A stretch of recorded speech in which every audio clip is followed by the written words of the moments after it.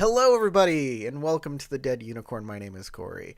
I just want to start this stream by saying my internet is a little spotty today. For some reason, it keeps dropping out for a second or two. It's been a little sporadic. I'm keeping an eye on it, but it might happen during the stream, and I apologize for those interruptions. Um, Going forward, hey, we're playing Dungeons and Dragons. We're playing Spelljammer, and I like to thank you for joining us. Who are us exactly? Well, playing Kios, we got Spike. Hello, I'm Spike, and I'm playing Kihos, a Gith Yankee paladin with one eye and a quest for justice among the cosmos. Playing Adora, we have Sarah. Hi, I am playing a space pirate Karen God, who is a fighter. Playing Tinker is Brenna. I am a pixie who is scatterbrained and is somehow in charge of keeping the ship running. I do not know who had that brilliant idea, but allegedly she's an artificer, but she calls herself Tinker because she tinkers. I'm playing Ramush Beetlejuice. You can just call me Beetlejuice. He's an astral elf. He's a space ranger, and he uses a whip. And not joining us right now is going to be Keith playing Del Starwin. He will jump in later. He is on his way. And of course, our illustrious Game Master Howard. Well, and when Del Starwind arrives, you'll know because all of our names will be in the wrong places for a bit as Corey has to scramble, and it will be funny. No, I don't have. You don't understand. I don't have any name tags on any of us. Oh, we're not named anymore? No. I could make name tags for all of y'all. I mean, Who are you? Where am I? And why am I not wearing any pants? Daily mantra. Because it was hot, so we took the pants off. You're welcome.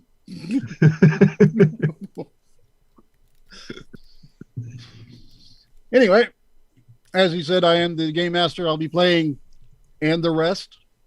Go back to the Gilligan's Island thing, which is convenient because we are all on ships, or at least on a ship.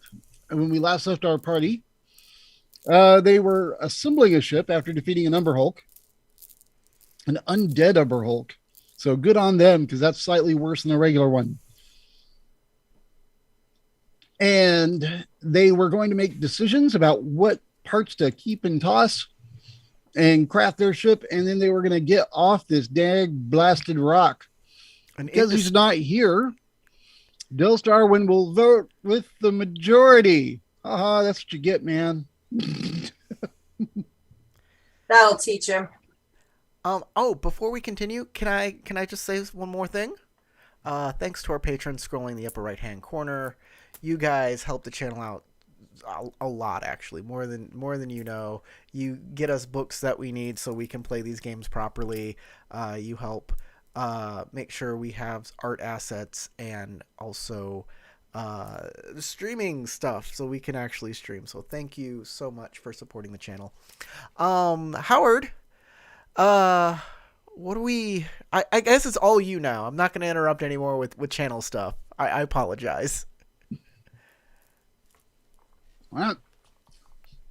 So, the quick recap. Serious voice. The remaining crew of a spacefaring galleon called the Weird Hammer had been trekking across a strange world of vast oceans, poisonous swamps, and red sand deserts.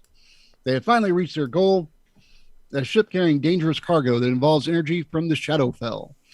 Now they are working with two malfunctioning autonomes to make this ship space-worthy and get off this nightmare planet before they're attacked by the Nogi that are also trying to get to this ship. Well, I didn't see any. They were all dead on the other ship. Trying to remember. There were two undead Yogi, I think, that they were attacked. There were undead Yogi on the ship. You encountered some Yogi out there. You don't know how many Yogi there were. Right. You do know that they had an Umber Hulk because you found it. Yes, just for reference, Nyogi are weird space spider creatures and not a delicious potato meal. It's weird that that would be what you'd think. Yogi are they have eel-like heads, spider-like bodies, and these particular ones have long white spears that somehow shoot necrotic energy because space tech. Yes, and gnocchi are a tasty dish made with potato from Italy. Really? Yes. No, ignore him. Are you saying pierogi? No, gnocchi is a pasta dish. She's right. It's a GN gnocchi. Gnocchi. Yeah, it's a All right. thing. I You believe can't eat them because it's carbs, but yes. Pierogies are thing. also good. They're Russian. And Ukrainian. Yes, and Ukraine. It's all that region. What is that? You know, the Polish. potato versus tomato Europe? And now to upset our viewers, Ukrainian is Russian now, isn't it? Oh, Go to your corner and think about what you just said. exactly. Oh, he knows what he just said because he knows I'm Ukrainian. He's just trying to get a rouse out of me. That was it, yes. All right. Yes, I support Ukraine. Not with like any money or actions, but I mean, morally. You changed your profile picture. I would, maybe, if I had one. I could change the background. I could be in front of a Ukrainian flag. I don't know what it looks like, though. I'd You have to know, it Google. looks like really, it's blue and yellow. It's not that hard. Anyways, yeah, the comments don't like your joke either, Howard. So And edgy. There's edgy, and then there's just being a jackass. Is that not the same? anyways, you said there are more Nyogi out there? Maybe. You don't know. Yeah. I guess I did say it because I put it in the thing. So And I got like a body from the other. There was like a dude. oh yeah, you in got a dude. Yeah, there was a dude in a engine core that like it was sucking his blood or life essence out or something to power the ship, and he seemed really into it. He was. Yeah, that was creepy. All right. I will give you this. If y'all talk about that, the auto gnomes will inform you because they have access to a library of information. That means that the what you had assumed based on the information they had previously, the type of spelljammer on that is not in fact a life jammer, but a death jammer, which is stronger than a life jammer. It has an added effect that it makes you feel euphoric while you're in it. That way, the people they put in there don't try to struggle. So it's like I didn't make that up. That's a whole TSR made that up back in second edition. right. So it's like Dungeons and Dragons version of the Black Mercy. Got it. Mm-hmm. It's messed up. Well, it makes sense. I mean, human beings kill themselves with drugs because it makes them feel good. So, yeah, the Death Jammer is rated as a major helm and could move the ship and provide power to other things hooked in. Like, now that you know that, you remember they had the weapons rack with the necrotic spears on it? Yeah. You could charge those, but the autonomes will add. You could also charge the pods because y'all had the ability to make escape pods. If you made one big one and put it in the ship, you could charge it so that it could make at least one jump with minimal, basically somebody just steering. It'll be charged up and good to go for one jump. I'm calling it a jump because I don't know what else to call it when you go into the astral sea and go somewhere. One sail, one, I don't know, jump seems right. One jammer. We jam. One we jam. One jam. We be jamming. What? Oh, we be jamming.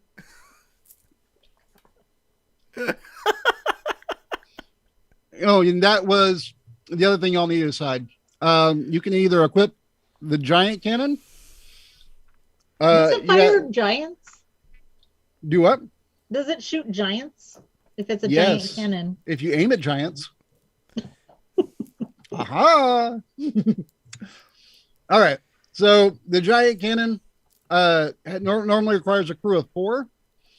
With the help of the auto gnomes, they can automate some of the things that are on there, so they can reduce the crew to 2. But yeah, there's no but on that. They can just reduce the crew. But I don't know what the but is. It takes extra equipment to do it, so you'll have less. The more things you equip, the less you can. The more you spend on the giant cannon, the less other things you can do. There are also 2 standard cannons, 2 ballista, and you have in storage the piercing ram, which can be. Let me see. I think that's actually currently equipped. Yeah, the piercing ram's on the front of the hull.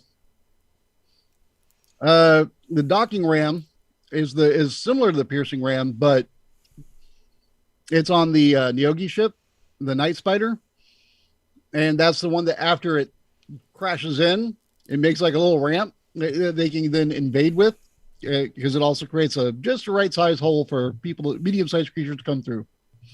That's how they get you, almost like a mosquito landing on you. Although the rest of the ship looks very spidery. I have a question. We have been having earthquakes or mountain quakes or landing quake, so we don't have much time to like pull apart stuff from the Nyogi ship and get it onto our ship, right? You can either make a nature check I'd love to. or an investigation to get more info about that. But Let's, investigation requires you to get out and actually go look around. I have neither of those. Oh, I have investigation. Yay! I'll go look around. Hey, I'll tell you guys. Hey, take care of this guy, this bloke over here. He was tied into the engine ship and he seemed to be into it. That death engine thing that the auto gnomes are talking about. I'm gonna look around and see how much time we have before this mountain collapses. Or explodes or whatever it's gonna do. Yeah, the man is barely like drifting in and out of consciousness. He's kind of just, I would say he's in like a fetal position. He's very skinny. He has like a loincloth and nothing else. I mean, he is just a tiny, skinny, frail looking man. Skin and bones, near death. All right, Well, Corey, I didn't find anything. there you go. Get around, you look. It looks very much like it did before. It's really hot out, very uncomfortable.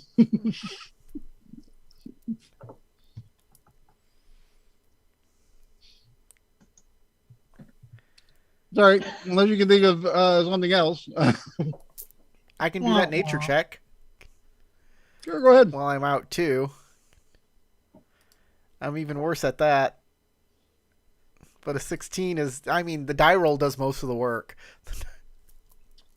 Well, because you did nature second, I'm increasing the difficulty because you've already been investigating. But with a 16, you kind of study the area, and you don't see anything that looks unstable. And you don't see like there's very little in the way of animals and nature about. Most of it has been killed by the necrotic energy. But it occurs to you that the animal thing that you just fought, the Umber Hulk, was a burrowing creature. So Okay. you go back and you inspect the hole and go down into there. The tunnels go beneath the ship, and you think maybe the tunneling that the Umber Hulk was doing was causing the vibrations. Right. Also, you haven't felt any vibrations since then. Okay. I'll say, hi, maybe this place, if you don't feel any more shakes, it might have been the Umber Hulk. It might have been this creature here that is interestingly named an Umber Hulk, considering abandoned ships are also called Hulks, and that's a Hulk, and this is a Hulk. But it's a burrowing creature, and it could have been making the shakes, just like that land shark we fought back in the desert was doing. So, yeah, if y'all feel earthquakes from now on, you might want to say something, and that we'll assume it's a creature first.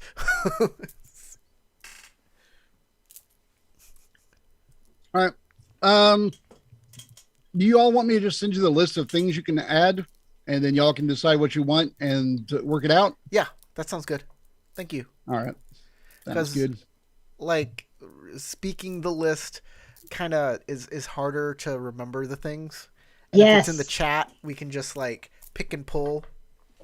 Pun Yeah. not included there with the chain of junkyards called pick and pull, where you actually pull stuff out of cars and then add it to your own car.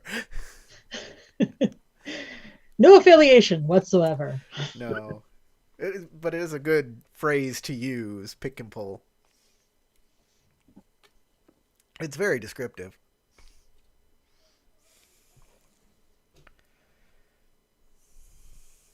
All right. Sorry, I'm typing it up right now. I apologize. Oh, you didn't have it written down somewhere and you can't copy and paste it? I mean, I could, but I am just going to be copy pasting I don't want to copy over all the other text about each thing. Oh yeah, the drawbacks to each one, the hidden, there's a snake in this, and if it bites There's you, a snake in everything. There There's are a snakes snake on the in my plane. boot. there's a snake in my boot.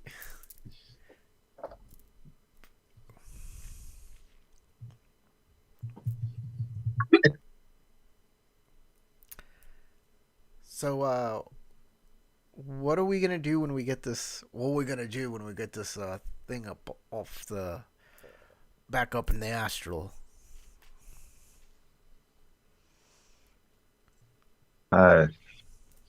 Beats me. I assume that I'm carrying something heavy and then walk by like, I don't know what's next, but I think we should get out of here as Well, quickly as possible. The captain. Please. Aren't we supposed to bring it back Yeah, somewhere? we were hired by the captain of the ship that we were on to get this ship. This ship right here was supposed to be our salvage, and we were gonna bring it back. And I'm not sure back to where or why. Isn't that captain dead? That captain is dead. He's dead. Along with everybody else we knew from that ship. Unless they were, I don't know, maybe some of them were captured by the dwarves. They were hoisted back in from the astral onto that dwarven ship. That's a possibility. We could go track down that dwarven ship and rescue our mates. How's that for an adventure? Tinker sticks her head out of a Jeffrey's tube, gives you a thumbs up. What's a Disappears Jeffrey's back tube? inside. That sounds like that doesn't sound like a thing. Let's Like do it. in between. I mean, the dwarven ship won't know it'll hit them either, because this ship we're salvaging here is a dwarven ship. We're salvaging. We're salvaging. Is a dwarven ship, so they'll think we're all like good mates and stuff, and we'll sidle up on next to them and then spring our trap. Eudora hops up to you and goes, "Enough talking. Let's get it done." Well, we're waiting for the list to be done. We need to. Well, what kind of trap are you thinking? Because that's the important part. That's what it all hinges upon. That's the trap. That they don't know that we're not bad guys. that's the trap. All right, and then we just tally ho. But we could get that, battering ram thing off the Neogi ship over there and put it on our ship, and then we could ram their ship Like they're not slowing down. We hit their ship and then we can board them. Right? They're We coming can. right for us. We can. Posted. There it is. So we got a Spelljammer helm, a Forge Jammer. That's what we're going to be using is the Forge Jammer, right? I believe so. Grappling Hook, a docking ram. That's the thing we want is the docking ram. An anchor. You can swap out the anchor to save space if you want to use something different, like the grappling hook. It's just an option. You can leave the anchor on. You don't have to take it off. But as you're limited in space and supplies, you could also have the option to swap it out. You can do similar things with the grappling hook that you can with the anchor. The anchor is better. The grappling hook is better if you want to bring something to you. The anchor is better if you want to take yourself towards something. I'm thinking all we need is to get rid of this Pearson ram and get the docking ram. And if that's something we can do, Tank, I don't know. I'm not an engineering kind of guy. I'm not an architect. Yeah, the Tinker, yes. You and the Autonomes would know that that's easy to do. Actually, the piercing ram's big enough, you could replace it with a giant cannon if you wanted. But if you want to just put the docking ram on the front, you absolutely can. Tie the extra stuff to the roof rack. Yeah, that sounds like a good... Thanks, Kit. That sounds like a good idea. Weirdly, that might kind of work just because there's a bubble around you when you travel through the astral sea because they said so. It's not like a real rocket that, you know, as you leave a planet, stuff would like fall off for some reason. It doesn't really. I don't know. What did I don't you know. Magic. How did you trick out your Spelljammer? Well, we gave it a 3-inch lift. We put on a winch. We got a bike rack because, you know, what are we going to do out there once we get out there? I mean, some nice biking, right? It was hard to get the winch to stay there. She had objections. I think she took the space bike with her. All right. We put on some ground lighting. That'll be nice. Give it a turbo. The Spelljammer helm is a miner and cannot power the ship. The Forge Jammer needs enough workers to actually power the ship, but you did figure a way to combine the two so that you only need like 1 or 2 people in the forge and then one person steering with the helm. The other option, of course, is to use the Death Jammer, which will power everything right off of Keyhose. I believe you were the one volunteering.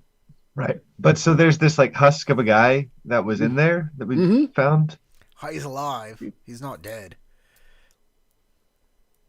So I am a Gith Yankee, and my concept of morality, that's not my people. Can we just keep using?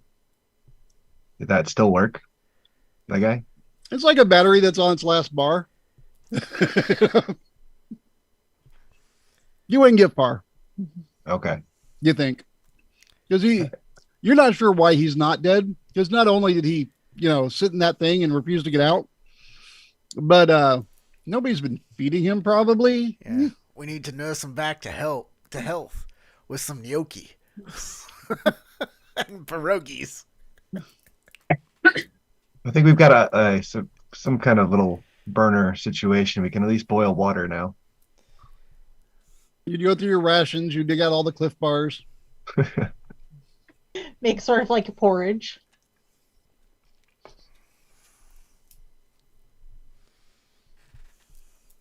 I like that you're being like, nurse him back to health, put him back. He wants to go in. You know, logically, it seems mean to keep him out.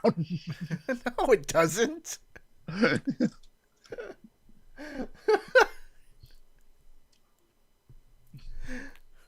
That's like No, we're sending him to rehab. That's not happening. I've known people who drink like they would drink 3 liters of Mountain Dew in one sitting, barf, and then go back to drinking 3 liters of Mountain Dew and then wonder what the hell is wrong with them. And I'd be like, what are you doing? No, stop. And there's nothing wrong with them. See, they've emptied the excess of Mountain Dew, so they have some space now. Yeah. They're wondering, I don't know why I'm so sick. I'm like, are you for real? I don't know why I pee green. I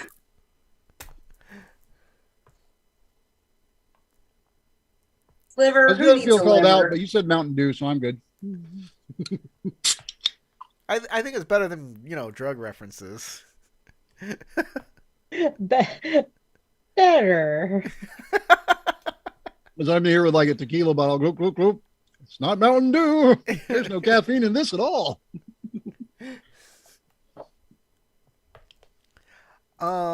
Okay, so I guess we're gonna go put him up in our ship and make sure he's got something to drink and something to eat. Yeah, that's fine.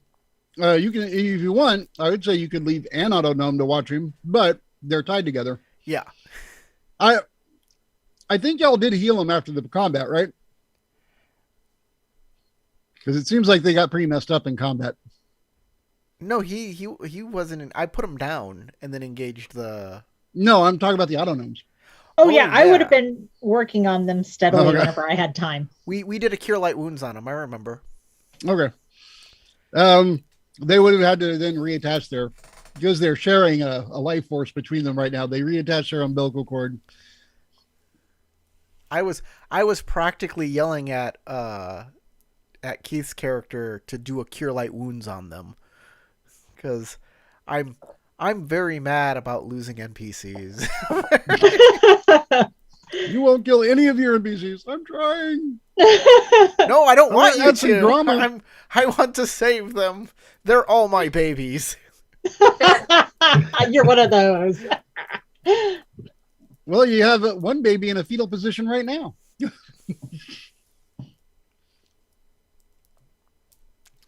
Looks he like have a a grown-ass name? man, kind of, but Does he have a name? he hasn't been able to tell you. But yeah, most likely.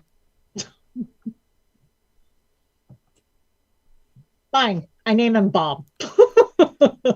What an inspired name. He's not is floating. Copper He's just Top. lying on the ground. He looks more like a mat. Oh, nice. I I don't was know. thinking Copper Top. Isn't that what they said in the Matrix? And they were calling battery people. Copper tops. We can call him sure. Bunny because he keeps going and going and going, but that would make us confused with Eudora's character, It would. or Sarah's character Eudora. We got the guy in there. He'll take care of himself. I'll go under Tink's supervision and tear apart the docking ram off the other ship. All right. You can hook up one of the three large items, which is going to be the giant cannon, the docking ram, or the current thing is the piercing ram. The docking ram does not do the same amount of damage as a piercing ram, but it makes a dock, which is pretty cool.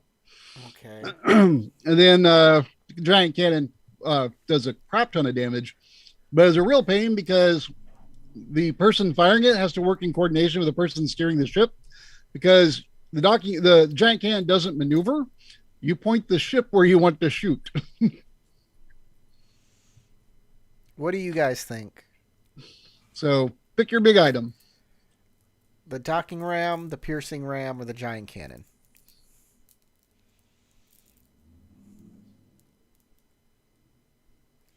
I like the giant cannon. Kind of see that being Tinker's choice. Well, in terms of our strategy, should we be in danger? Do we want to engage quickly or engage from afar? I'm just saying, if we're gonna save people, the docking ram's my choice. I don't. War You know- hopping. All this strategy. When do I get to shoot something? Just blowing people out of the sky seems, a bit. So that you know, the piercing ram and the giant cannon, according to this, And I guess you could talk to the autonomes to get a base idea of what kind of damage they do. Both do 16d10. Damn. Wow. The Do not stand in front of one of those. the giant cannon can only fire once every. It takes 3 actions to load and then 1 action to fire. So it fires once every 4 rounds. The piercing ram can be used every other round because you hit and then you'd have to remaneuver to towards your next target, and then you could hit again. The downside of the piercing ram is you take half as much damage every time you hit. On the upside, if you miss, neither of you take damage. But we can have regular cannons with the piercing ram. You And just have could, the best of it all. and you can have either 2 standard cannons or 2 ballista or 1 of each. My vote would be 1 of each. I like that. That sounds good. All right. We'll take a ballista, a regular cannon. We'll keep the forge jammer and the helm. Do we All right. want... So you're keeping the current setup. You're not gonna try and put the life jammer or death jammer in. I don't think that's a good No. idea. I mean, I hate to start kidnapping people and throwing them in there. That seems like Seems a like- hassle. Well, see, what you do is if you hook Kios up, then you convert the forge to like a big pizza oven so you can keep feeding him.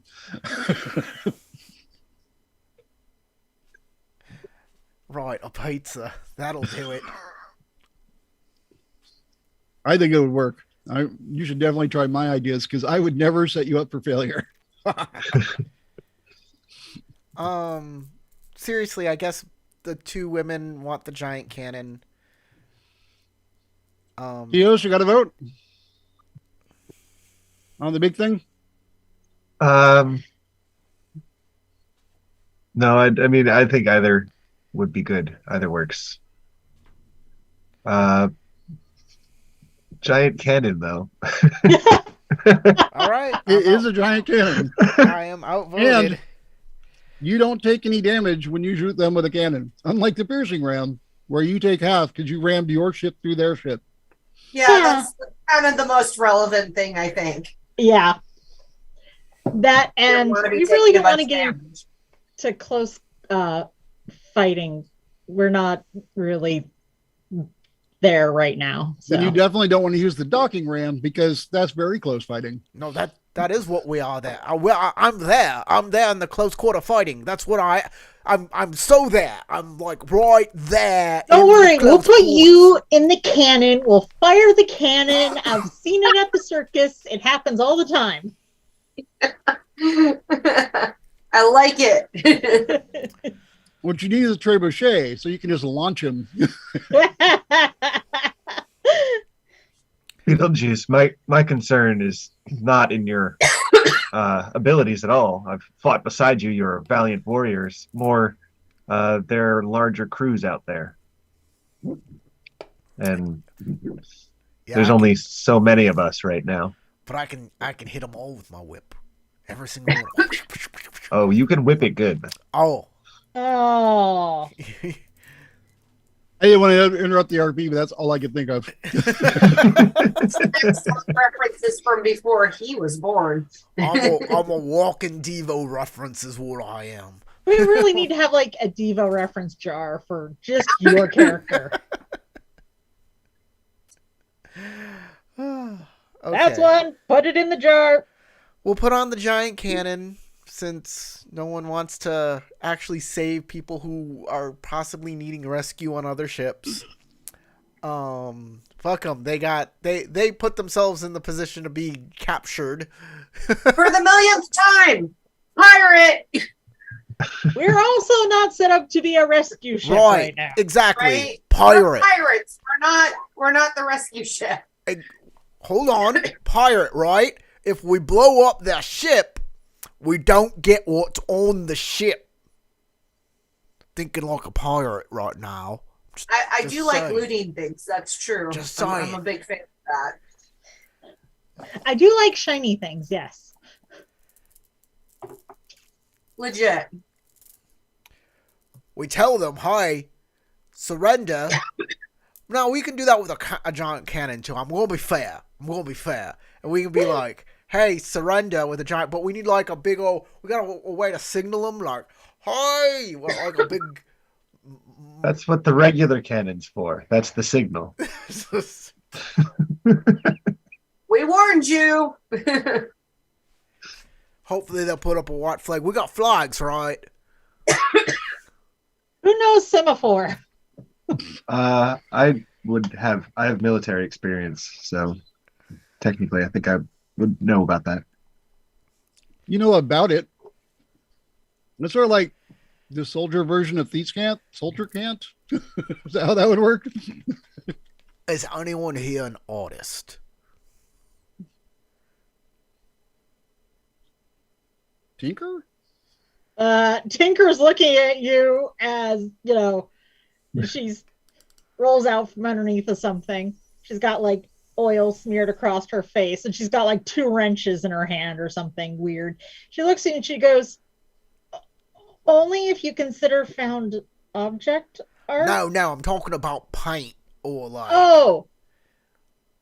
Yeah, No. like paint, like colors and like that kind of stuff. We need a flag. Yeah, no. We Not gotta hoist this the pixie. flag She from crawls the back main underneath of her sail. thing. We don't got sails as a big cube or whatever, but you know what I mean. We'll put a flag out there and people will know who we. If your door is dead set on being a pirate, pirate flag is very useful. There is Well, one more option oh, I forgot to mention. We'll put a bunny rabbit skull on it. We'll put a rabbit skull. There'll be like bone ears and stuff. I feel like you're making fun of me. But there's no bones in the ear. It's mainly It cartilage. don't matter. It doesn't matter. Nothing don't matter. Hopping up and down with the ears and the cute bunny tail. Are you making fun of me? No, I would never. I'm serious. If you want to be a pirate, you need a pirate flag so people know what kind of what we are and what we mean. If you come for someone, you come correct, right? Exactly. I mean, he's a Say that again. paladin. Have you ever heard of a paladin pirate before? Well, we were kind of raiders. Look. Just because you're a pirate don't mean you're a bad bloke. All right? Oh, all for glory. No, we can all better ourselves, and there are Exactly. stronger and there are weaker. We steal from the assholes and we give to the people who need, you know, like we come upon a port of call where someone needs help, we help them out. But we're on the high seas and the assholes are out there who are doing bad things to the people and we steal their stuff from their ship. That's still a pirate. See? Everyone's happy. Everyone's happy. This is what I do. Nobody's saying we don't have morals or, a code of our own. We just follow our own code. Right. And we do our best to save people, hopefully. I mean, I did so much to try and save Melina. Yeah, poor Melina. I hope... I feel so bad. One day she's going to return to us and she's going to blame us. And she's going to be filled with dark magic. Her eyes are going to bleed like darkness and she's going to be like, "You left us here. You left me." And then, well, I'm going to cry and then we're going to have to fight. And it's just going to be bad. And I feel bad about it. I feel bad right now. I wish I could go back there. But there was a giant, like, I couldn't. We tried. I mean, I did everything I could. I stayed to the very last second. I did. you did. We did everything. It was just, had we known such evil lurked. It burns me up inside knowing it's still on the ship, but we'll find a way to right it. Yeah, we'll do Yes, it. yes, very sad. Yay, Della's here. I see him in the roll 20. Woohoo! Of course. Get in here. No, we're gonna boot the healer.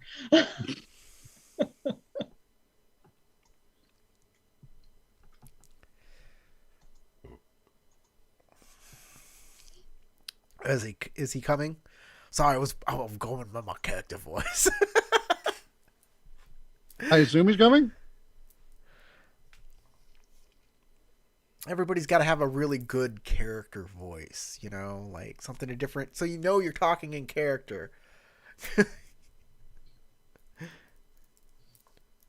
Yeah, Sarah, can you make some rabbit sounds for us? I don't know what those are. Nah, what's up, Doc? I'm sure that's that, right? That's Basically, they don't often make noises, but when they do, they're kind of like high screeching. Yeah, I've heard them scream. It's creepy. I take my cats on walks. I take my cat on walks, and my cat caught a rabbit on a leash. Wow. Caught a rabbit. Yeah. There's so much to unpack there. You walk your cat on a leash. Uh-huh. That's the weirdest part, I think. No, you should. Like, cats want to be in the great outdoors. I want to give them that experience. I can't Safely. just let them go because, they can get hurt and stuff. So I take them on walks through parks. They're If also I'm little holding my murder cat. machines. I'm holding my cat. I step outside. I feel the claws sink into every portion of my body. Like, don't leave me out here. Do not like. Yeah, I mean, cats are individuals. They all have their own personality. Some cats are desperate to get outside and explore, and then other cats are like, please, God, don't make me go out there. Hey, I see him.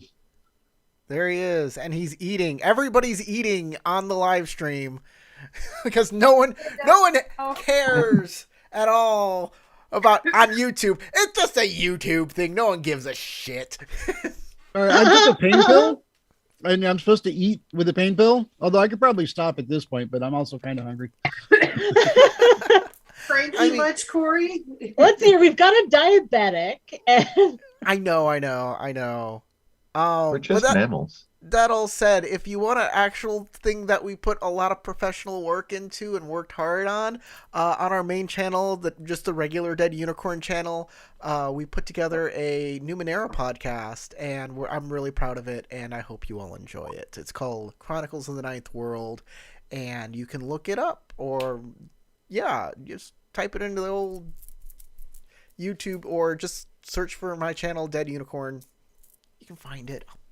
I'll put it. Where is here? He's stuck with us yahoos. Oh yeah, and there's another podcast. Brenna and Keith also do a podcast together. Our second season drops tomorrow, actually. Bully. And would you like to tell people what it's called and where they can find it? Oh yeah, I suppose that might help. Just search Brenna and Keith podcast. Canadian. No, it's called Care and Feeding of Werewolves. It's on practically every podcatcher. And speaking of working with a bunch of unprofessional yahoos, the first bit of season 1, if you don't want to catch up, just to jump into season 2, you can listen to the season 1 recap. It gives you everything really fast. You remember Michael Pena's character doing the recap for Ant-Man? Yeah. Oh yeah, nice. It's basically, I told them, I was like, this is my director hat, very professional point. Goes, okay, we're gonna do it like that, but we're gonna break the fourth wall in ways that would make Deadpool proud. Okay, go. And I believe it's Michael Pena. I can spell it, I cannot pronounce it. It's got the little squiggly over the end. I have a thing on my tongue where I bit my tongue, okay? So I'm having problems talking today. Your podcast, something, what was it called again? Care and Feeding of Werewolves. Care and Feeding of Werewolves is a horror comedy, I believe. Dark modern fantasy. Dark modern fantasy. Okay. So you got your horror, you got your comedy, you've got your what the fuck did I just listen to? Right. Right. Okay, well, yeah, lots of stuff to go out and listen to and blah blah blah. Keith, you're here. You play I'm Del here. Starwin. I'm sorry. He's right over I'm there. so sorry. We can see him. What does he look like, and who is he?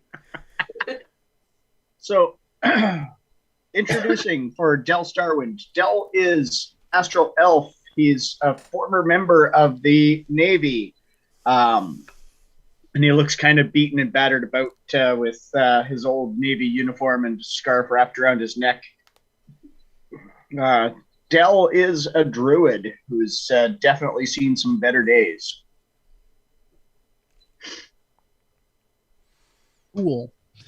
All right. So to catch you up real quick, the life jammer on the Night Spider is actually a death jammer. That's why when you're in it, you don't want to get out. You feel euphoric, and therefore you're a good battery and won't leave. That is something y'all figured out. You also figured out that the earthquakes were being caused by the Umber Hulk tunneling underneath you. You're not currently in danger unless there's more to that Yogi crew that come back. You've also been deciding what stuff to keep and what to toss so that you can get off this rock. Your last suggestion last game was actually to toss everything, get in the one Spelljammer pod, that the one escape pod big enough to get in with just the crew and take off. But if you'd like to modify that suggestion, they are talking what they want to do to modify their ship to get out of here. The large items were the docking ram, which is on the Night Spider. Right. The piercing ram, which is currently equipped, or a giant cannon. You can have one of those three items. Has anybody else spoken up towards this? It looks like the giant cannon's winning. Yeah, because that's where I'd lean too, actually, to be honest. The giant cannon fires once every 4 rounds, and the weird part is it doesn't maneuver, so you have to work with the person piloting, and he aims the ship, and then the other person fires the cannon. It's still better than using your own ship to headbutt another ship. I see that. I do. Although in theory, you can hit a lot more, except that you take half the damage each time. So I can see where somebody might be all whiny and complaining. I see greater benefit from a cannon, even if it's that terrible to aim, because you're not ramming your own ship into something. Would you like to hear the other side? Would you like to hear my pitch for the docking ram? The docking ram's not as damaging to the ship as the piercing ram, but it doesn't do as much damage either. It does, however, create a dock. So, Or you could tie up alongside and jump over. The grappling hook's still an option. we can put the grappling hook on, sure. But yeah, my whole thing is, like, if there's captives on another ship, we don't want to blow the ship up. If there's treasure on the other ship that we want, or an artifact on there, we don't want to blow the ship up. You know, all of these reasons why we don't want to blow the other ship up and instead, you know, board it. Well, the wonderful thing about having a big gun is you don't have to use it every time. We'll hope. Anyways, I'm outvoted. It's the giant cannon. He is unswayed by my, like, just perfect logic. I'm just surrounded by these illogical people around me. But hey, you know. It's almost like You have good logic, but we have other ways to board, and having the cannon makes more sense. All right.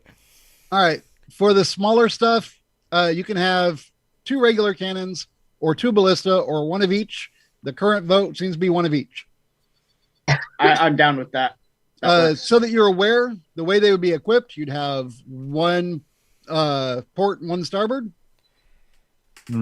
So you can decide which one shoots which direction. I don't care.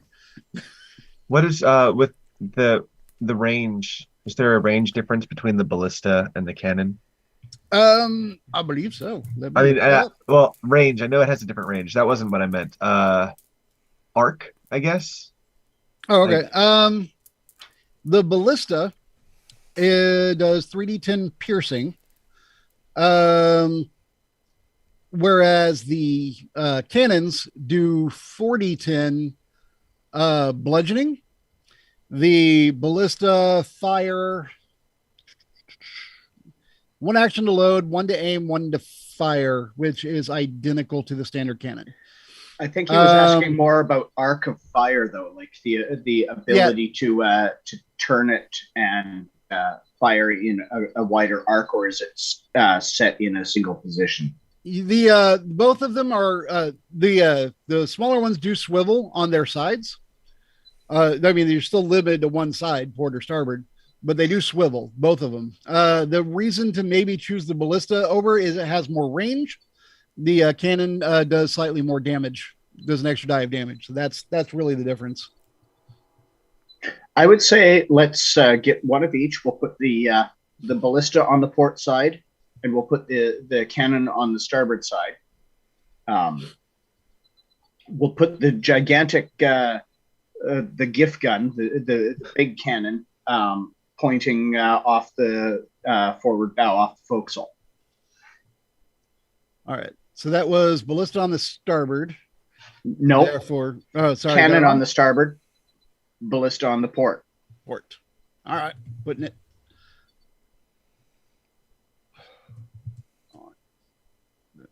Cannon is on the starboard.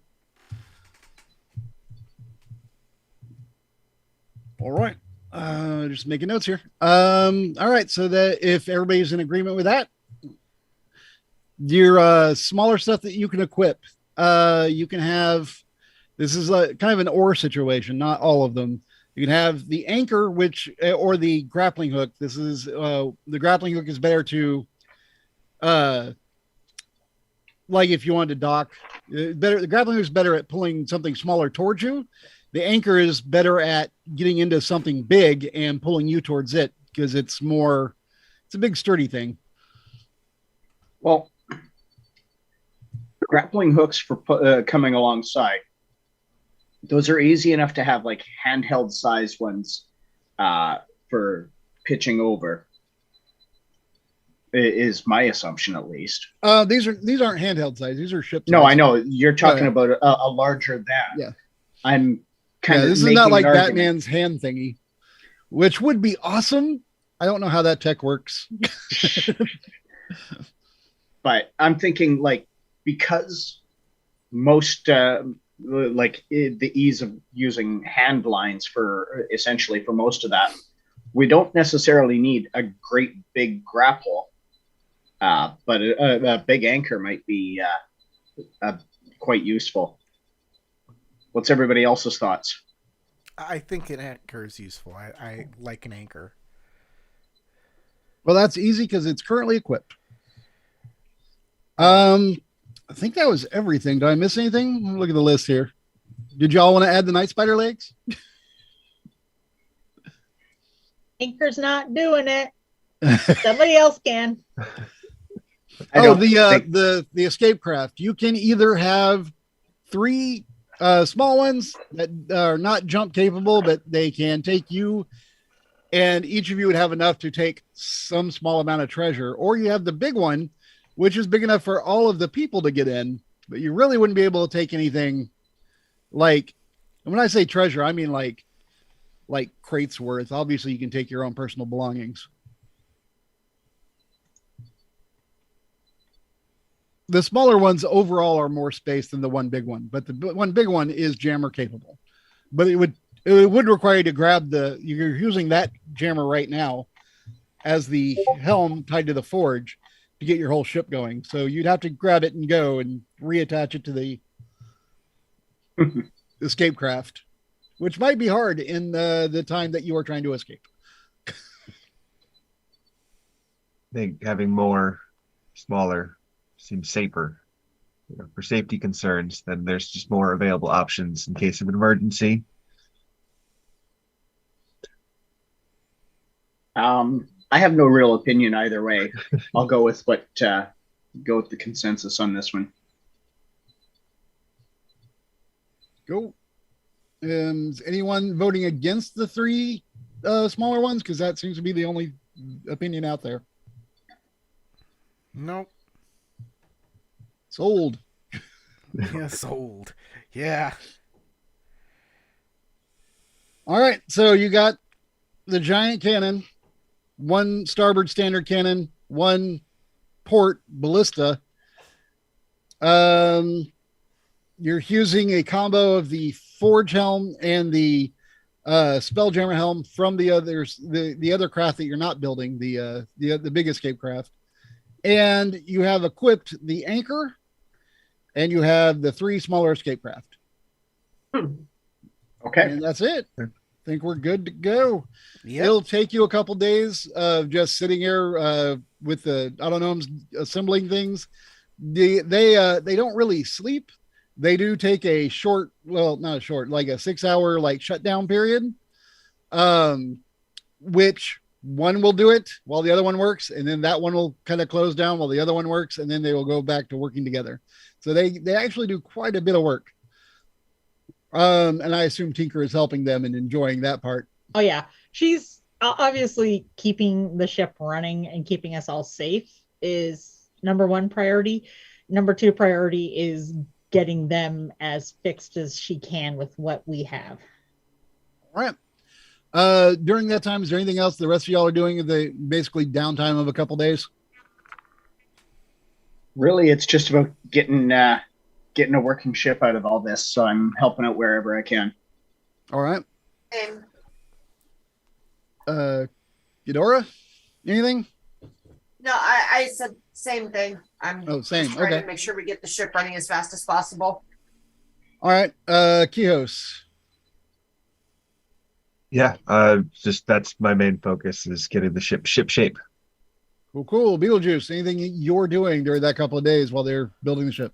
A special little thing I'd like to do, a little side project, is to make a cap for our portal, so it doesn't actually accidentally like a little piece of wood we can shove in there that I carved to make sure it's nice and tight and caps it.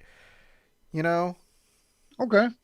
Doesn't seem like terribly difficult thing to do to just measure out and cut. Do you have any tool proficiencies? No, but if I sleep, I can get whatever tool proficiency I want. Oh, that's right. All right. So, yeah, just go ahead and make you're making it out of wood. So just make a woodworking check. That'll be, I think, just dexterity based, unless you want to make a argument for a different stat.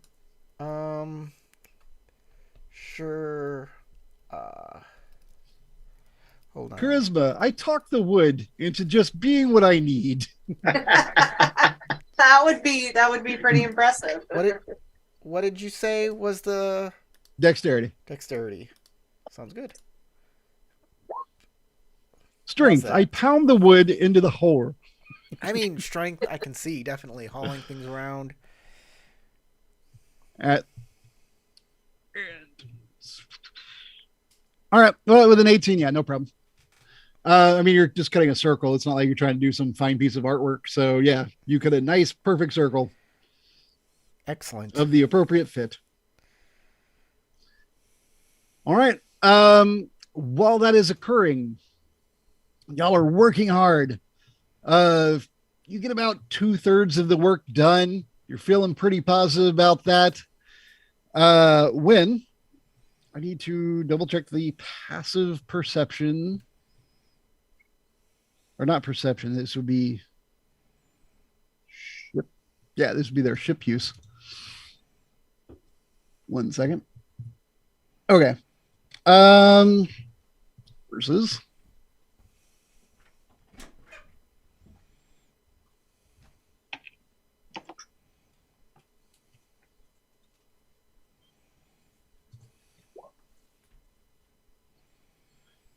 Ah, that's awful.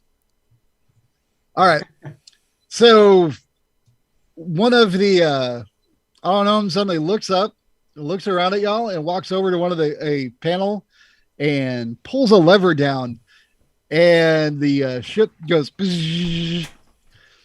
because I rolled a absolute crap stealth roll for the attacking Yogi. No. Yeah, that's essentially the autonomes figured it out and went and just activated. They didn't even say anything. They're just, one of them just walks over, pulls the lever. Thankfully, nobody said they were doing anything outside the ship. All of you are working on building the stuff and getting it installed. So there was no reason to not pull the lever. At which point, you hear, I think they scream.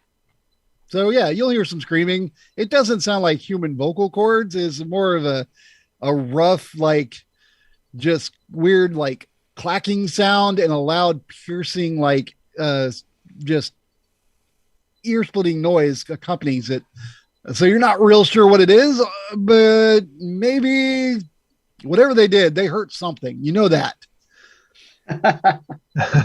Because that was an absolute crap stealth roll. I was going to try and sneak up on you guys because nobody said they were guarding for Neogi.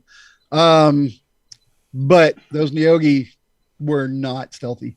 And that is the one thing that this ship has that is pretty cool. It's still installed, is that electric field generator.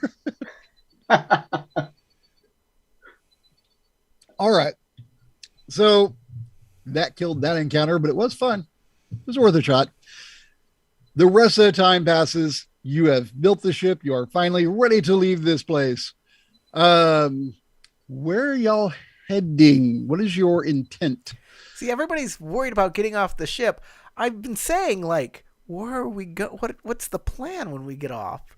No one took that seriously. They all made jokes about it.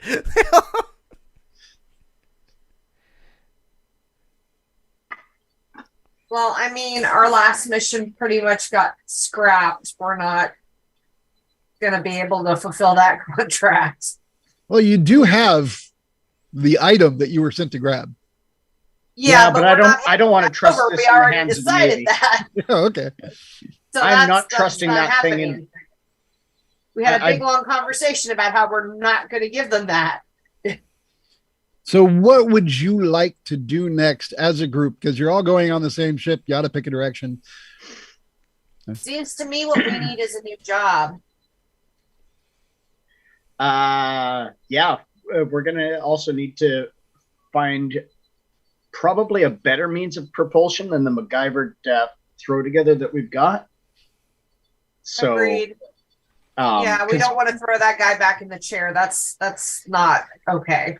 Well, and we've also we've kind of tinkered together a regular helm and a forge helm just to get enough power to move this thing. So we're going to have to sort that as well. Like, if we're going to keep this ship, then we're going to have to find a better power source, or we're going to have to trade it for a different ship that we can like take the regular helm to or whatever.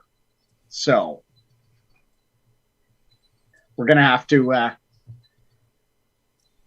to sort something out.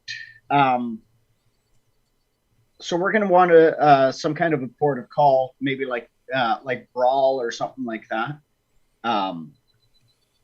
that we can kind of use as a way station and sort out the rest of the ship. Right now, we've really got something that we've just MacGyvered together, and no telling how long it's going to last us.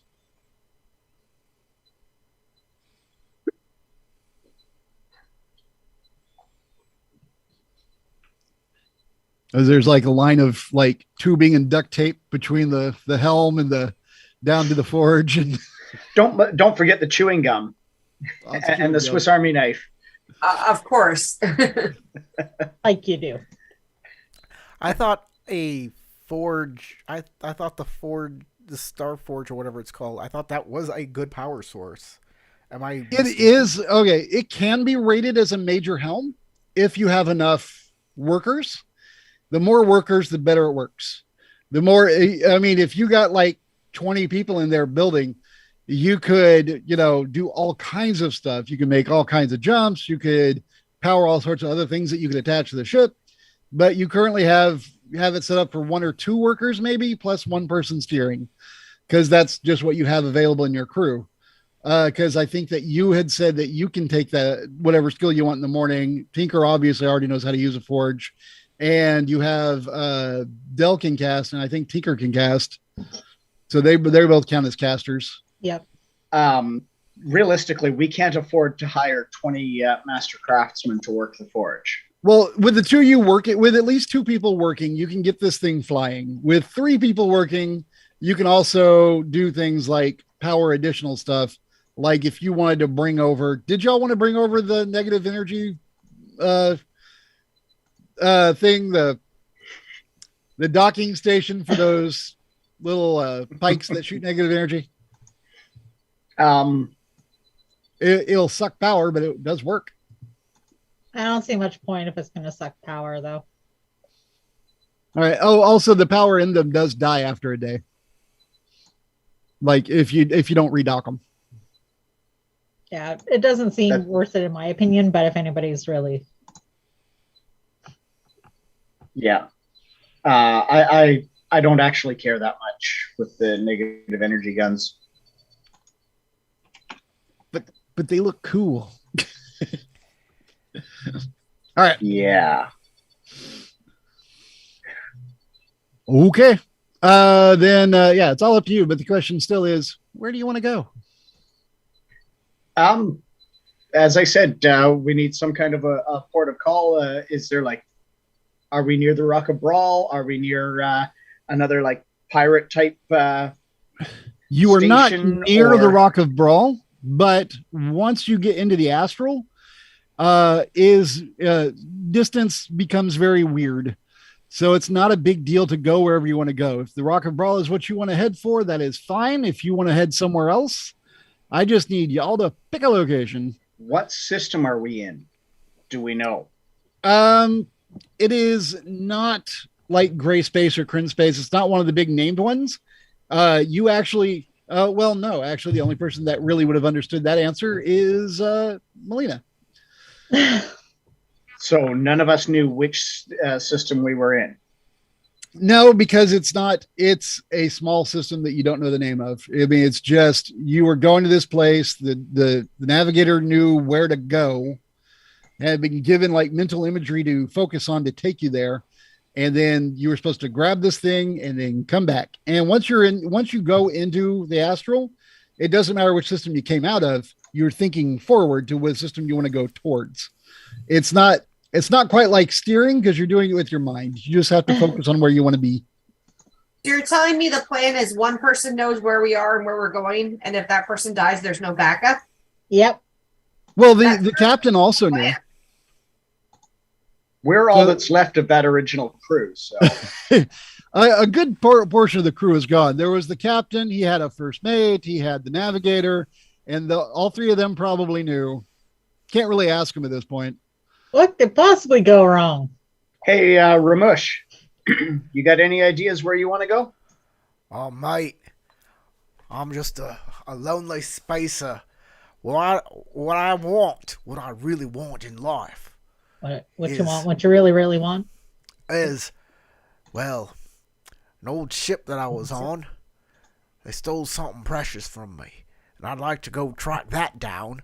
That would be a great thing for me. They stole my first ever raid.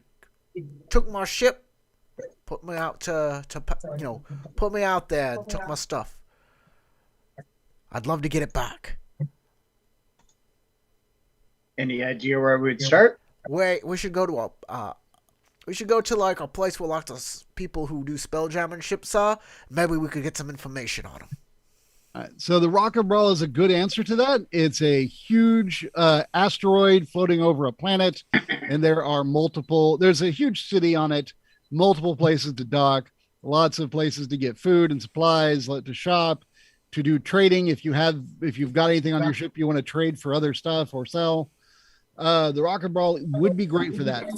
There's also there are political factions there. There's guilds. There's all kinds of stuff. You want to stay there for a bit and earn some cash or have repairs done or modifications to your ship, you can also do that at the Rock of Brawl. I would say that based on y'all's backgrounds, you would know of a couple places collectively. You some of you know different locations, but collectively you probably know of at least two good pirate hangouts where you can go if you want to deal with totally underworld and not be seen. Maybe if you want to try and sell this thing, which I'm guessing you don't want to sell it to pirates because y'all are worried about regular, places having it. You definitely don't want to give it to pirates. You would know. Let's see. Eudora doesn't know anything. Sorry, my sound went out for some reason, so I had to switch to my headphones. Okay. What I was was just remembering that due to your background, you don't remember of any good locations to go park. Oh yeah, no. Darn the amnesia. All right. I think did everybody have the pirate background? I know I changed my background to spacer to wild spacer. Hmm. Oh Wild wait, Spacer. I remember who took my stuff. Yeah, I wrote it down right here. It's God, what are they called? Vampirates.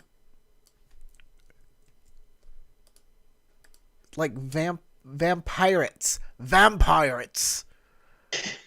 That's what I wrote down. Vampirates stole my stuff. Okay. I barely got away and they took my stuff. And I want it back. All right, and of course, you all know whatever planet you were born on and what realm it's from. If you wanted to head that way back as well. Tinker does not have the background pirate. Oh, okay. Pull you up. I'm I went with more sailor than pirate. I think I went with deckhand or something like that. Is mine. What did I where did I put that? All right.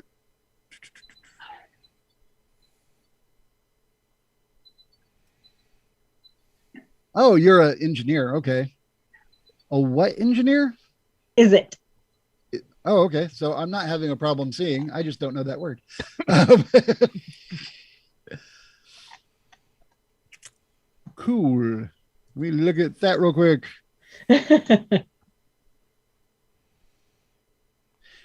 Oh. Oh, okay. Well, that's why I didn't know it offhand. I've actually never done anything with Ravnica. That's neat. All right. Yeah, when we'd originally talked about it, it would make sense that even if it wasn't necessarily specific to Ravnica or whatever, it would be translatable enough in terms Oh no, of I'm totally fine with Ravnica existing as one of the spaces you can visit because whatever, all the different campaign worlds are fine.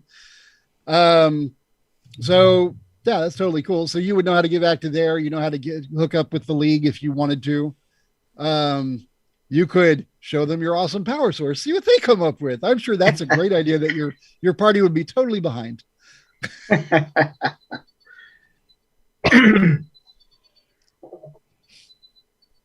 All right. So is Rock a Brawl where you want to go, or would you like to go anywhere else? You can literally Let's go to the Rock of do Brawl. anything.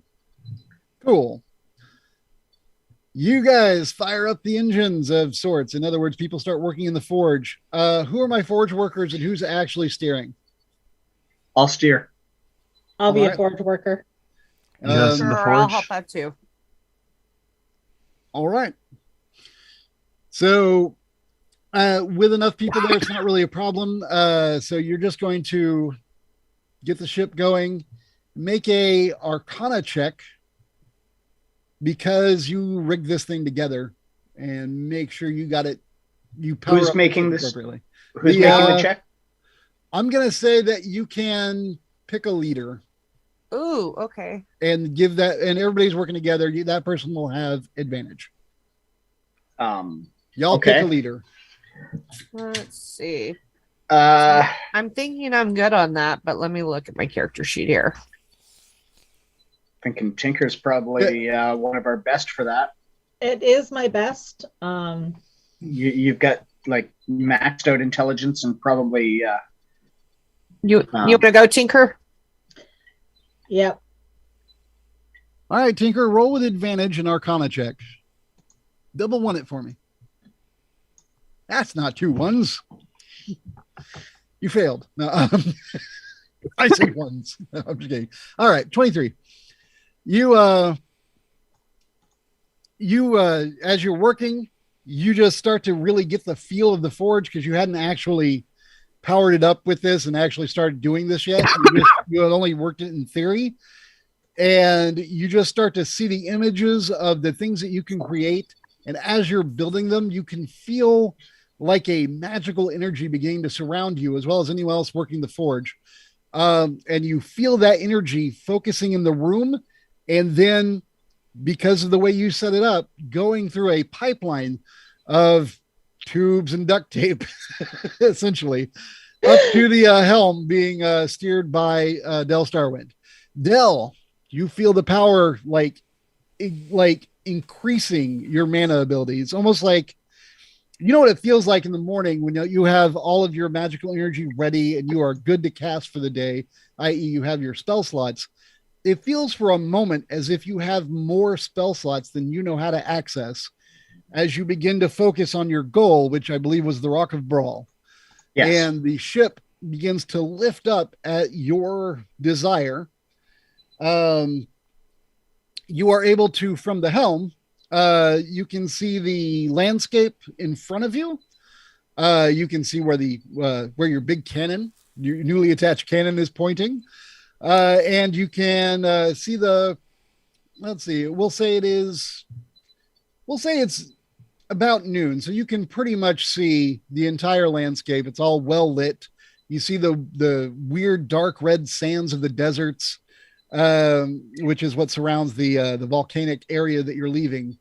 And as that begins to move underneath you, as you move forward, you can see the swampy lands, and then beyond in the distance, the glittering blue of the ocean. But at that point, the blue begins to fade away as you begin to arc upward, and you are now finally spaceward.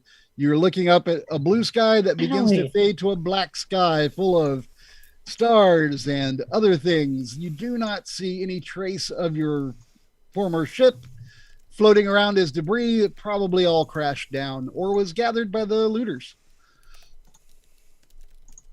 And that puts you in space. Yay! Home. All right. And within a short period of time after that, as you begin to leave the space of this realm, and your ship begins to, it feels like it's increasing in speed, and the air begins to feel strange, as a little bit compressed as you leave regular space and go into the astral. And you are cruising the astral sea, a vast, it is empty sea of, I don't want to say empty. You see that there are landscapes around the sea. You see that they don't necessarily fit. You see there are images in the air. And if you focus on them, you realize that it will move the ship towards that area. And you realize you need to conjure the image. And I don't remember if you had actually steered a ship before, had you? I am trained. I am helm trained. Then you know how to do it. You concentrate on the image you want.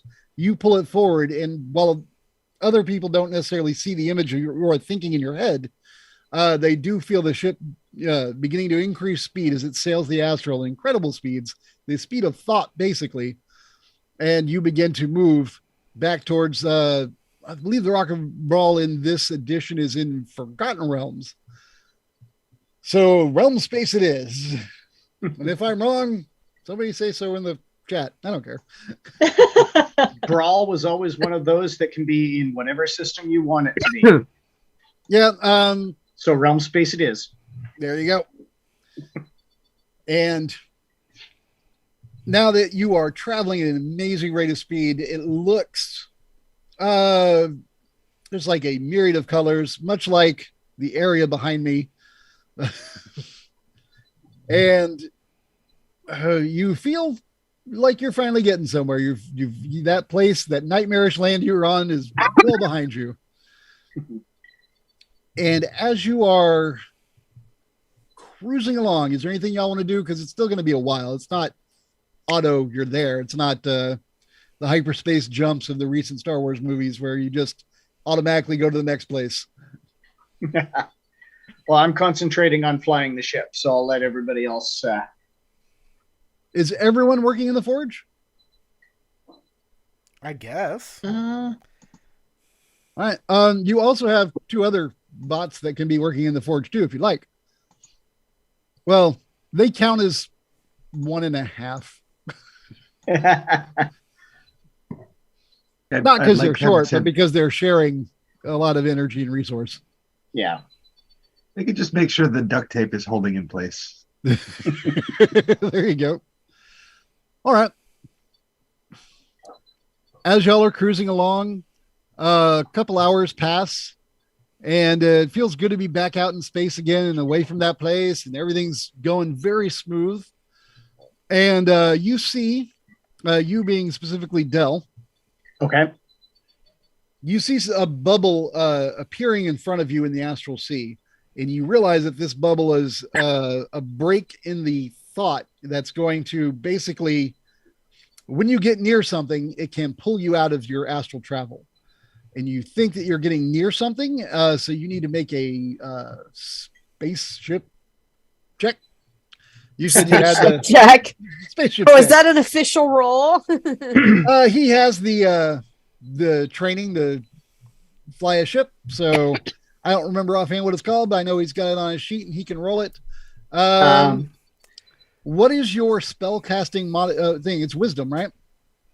Yeah, wisdom for spell casting. Since you are a caster, you're flying it with your casting ability. You're going to make a wisdom check based on that, and it will be what do you call it? Proficient. So you get to add 2. A proficient wisdom check. Yes. So it's the best way to do this here. In Roll20, if you were a proficient in something, it's in your proficiency. You should be able to click it and roll it. True. I'm just trying to see what the most appropriate skill, I guess, for that technically falls under proficiencies, you have Space vehicles, astral, something like that.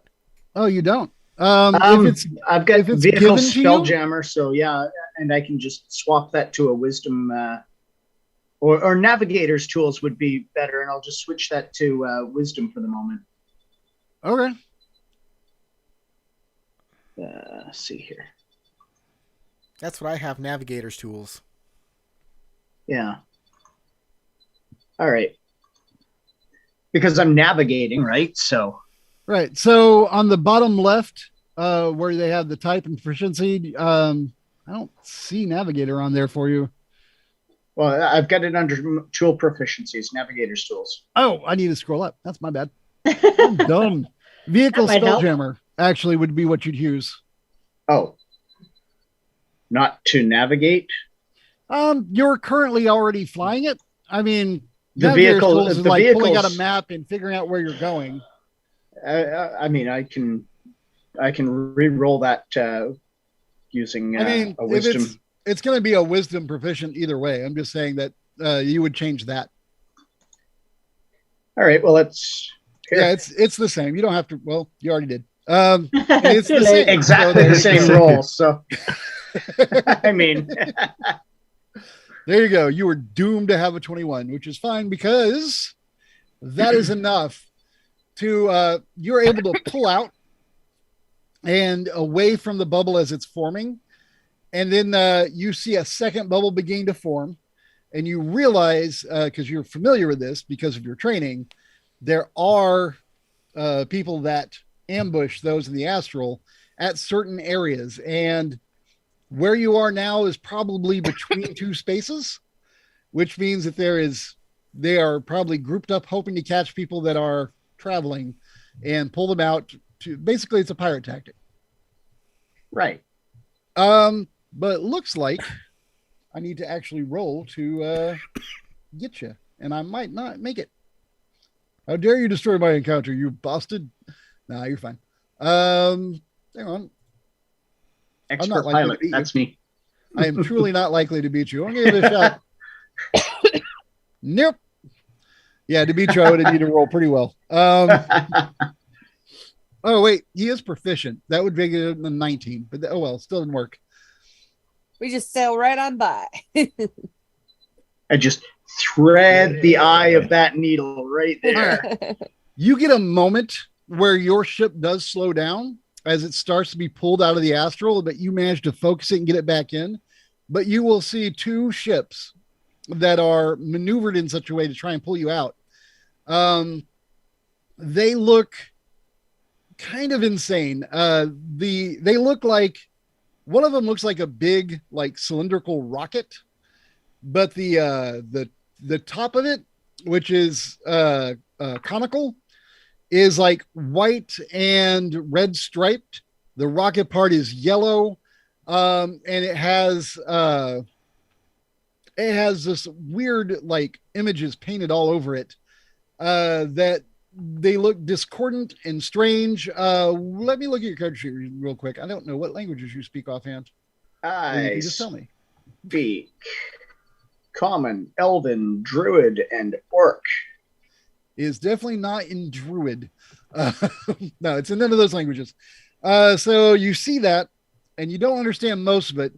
But in Common, you do see one sign that said tickets, and another sign on there that is like kind of written on the side of it. It's not really a sign so much, just painted on the side of it. It says adventure inside. And the other ship that you see looks also kind of like a rocket, but this one is a much larger diameter to the tube. So it's actually like it's way too fat with a very large spread out cone. It's almost like if it were to land, assuming that the cone would be pointed up, I don't know, maybe like a huge big top tent. It's very strange. You don't know what this is. It looks super weird, and it has more of the strange symbols on it. And then this one says, you see the word bears on there. You see a picture of a very large person, just a ridiculously heavy set person. Not to body shame anyone, but this person is wider than they're tall. They really sit around the room. They really sit around the room. Yes. Whatever you're looking at, it looks very odd. You're like, I don't know what this is supposed to be. These weird pictures, but these ships were aggressive. They definitely were trying to get you, but you managed to slide by. And if you know what they are out of character, yep, it was those. Yeah. Yeah. All right. So that gets As we're sliding by them, Tinker goes. Okay. Tinker, as you do that, you hear like a musical sound coming from the whichever ship you're looking at. It's like a weird, friendly. Oh no! Just Space keep clowns. flying. Just keep flying. Just keep flying. All right. You zoom on by that, and then at some point you will begin to come out of the astral on purpose as you are back in realm space, which probably most of you have been there. You do or you don't know. And there before you at a distance, you do see the the planets aligning in the way that tells you where in realm space you are, and you begin to head towards the main one. I forget the name of the for Earth in realm space. I know that Toril. Earth is Greyhawk. Is it Toril. Toril. Yeah, Toril. All right. So you're headed towards Toril, and you see the Rock of Brawl floating in space above it. And there are other ships. There's shipping lanes. I mean, there's a lot of ships coming in and out of Rock of Brawl. Like there's plenty of traffic here. You're not going to get attacked by pirates at the Rock of Brawl because there are military ships that guard it, many of which were made by gnomes and look like cool little steampunk things. You know that most of them offhand you would know are not Spelljammer capable, but what they are capable of doing is a lot of damage. And they will take you out if you try stuff. It will fuck you up. Damn gnomes. They're fun. All right. So, as you get close, you do see a couple of them will fly up and like just at a point where they can do something. If you do something, they don't look like they're engaging you so much as monitoring you as you get close to the rocket ball because you are a weird looking ship with a big cannon on the front. That we are. Yes. That we are. But thankfully, no giant, gross spider legs, because that would have actually changed their reception. All right. Not that the Yogi don't come here, because they do.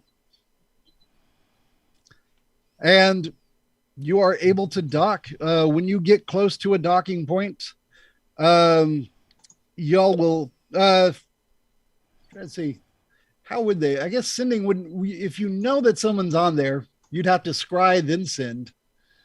I feel like that's a lot to do every time a ship comes up. So I think they're just going to, when you get within range, use thaumaturgy to have a booming voice. And I imagine it just like in Harry Potter, where they just put their finger up there like a wand and just start talking just ridiculously loud. And a big gruff guy will be like giving you directions on which port you can use to dock your ship as you get close. All right. I'll follow directions. All right. So how do we lock up our ship? When we leave our ship, are the auto gnomes gonna be like, just turn on the electrics, the lightning shield, and then we leave? I mean, I'm Okay. sure that they could. Uh, So, Some guys like just going there, just doing his job as a dock worker and looking at the ship. Well, he did. All right. Once you dock, once you get into the dock, based on the different ship shape, they have different ways of extending ramps and such to you. The autonomes did repair the hole in the side of the ship as part of the repairs and installation of new equipment. Mhm. But you do have a door on the side of the ship that you can enter and exit through. And so you didn't use the docking ramp, so you don't go out the helm. But you could have. mhm. Well, and we've been doing lots of repair work and stuff while we were flying as well. I mean, it hasn't been like a half-day flight, so. All right. So they extend a ramp. Y'all can open the door. The man that was kind of just guiding you is just out there guiding other ships. The person that comes is a woman. She looks half elven. She has her hair done up in almost a beehive, and she's just like, all right, for today, that's going to be, we can dock you for a gold a day. Although if you're going to stay for a month or more, you can be charged by the month, and it is only 25 gold per month. This isn't like a really expensive dock, but it's sort of a moderate. It's like not the worst side of town, not the best side of town. Mhm. So that's maybe a little bit high. No, actually, that's No, if you've got a ship, That's they not assume bad you at got all. money. it's not terrible at all. We don't know how Um, long we'll be here for, though. Now, if you need repairs or anything like that, that's going to cost. If you need your ship restocked, that will cost. But for just to be parked here is a gold a day in this slot. And you'll notice that the slot, it's not the best, but there's really nothing that's obviously wrong with it. So it doesn't seem like a bad deal. We will need the name of the captain and the name of the ship. Oh, I forgot to name the ship. No, we didn't. It's the Molina. Oh yeah, you're right. Remember? Yeah, we decided that It last is the game. Molina. That's right. It's the Molina. I'll be honest, I forgot, but good callback. Well done, sir. Love it. Love that name. Benefit to going back and In fact, getting the notes and the you were story very writing. adamant that you liked that name. I Yeah, know, it was actually Corey. Corey's idea, I think. It was- a no, good name. no, I No, don't it think was to his appease idea. Corey, who was very upset at her death. That's It right. was. Yeah, It Corey was. very- yeah, The gift very buddy. adamant that was the right name. I remember that. Yeah. The ship's name is the Molina, and her captain is Ramush Beetlejuice. Okay, she writes that down. She'll actually ask for the spelling on that one, but I'm sure you can get it. So, All right. Captain, how long do we want to dock? Should we just pay for a month up front and I don't hedge think our we're gonna be bets? here that long. Don't you? We should pay let's do. Let's do. I don't think we'll be here more than like 5 days, really. Yeah, we should probably play it by ear, honestly. We'll play by the day, definitely. I just realized what I 5 said. days it is. Well done. That wasn't even on purpose. Yes, let's play it by ear. All right, so your Captain's rabbit puns order. are going to be you putting something in the jar. At captain's orders, I pay for 5 days of docking. All right, that's 5 gold. Somebody mark it off, or everybody mark one off. I don't care. How you do it. I marked it off of the group gold. All right. Sounds good. All right. The Rock and Roll is a big city, obviously a port city. Like I said, there is a military complex. There is multiple bars. You're currently on what would be the dock side of town, so it's a little rougher area.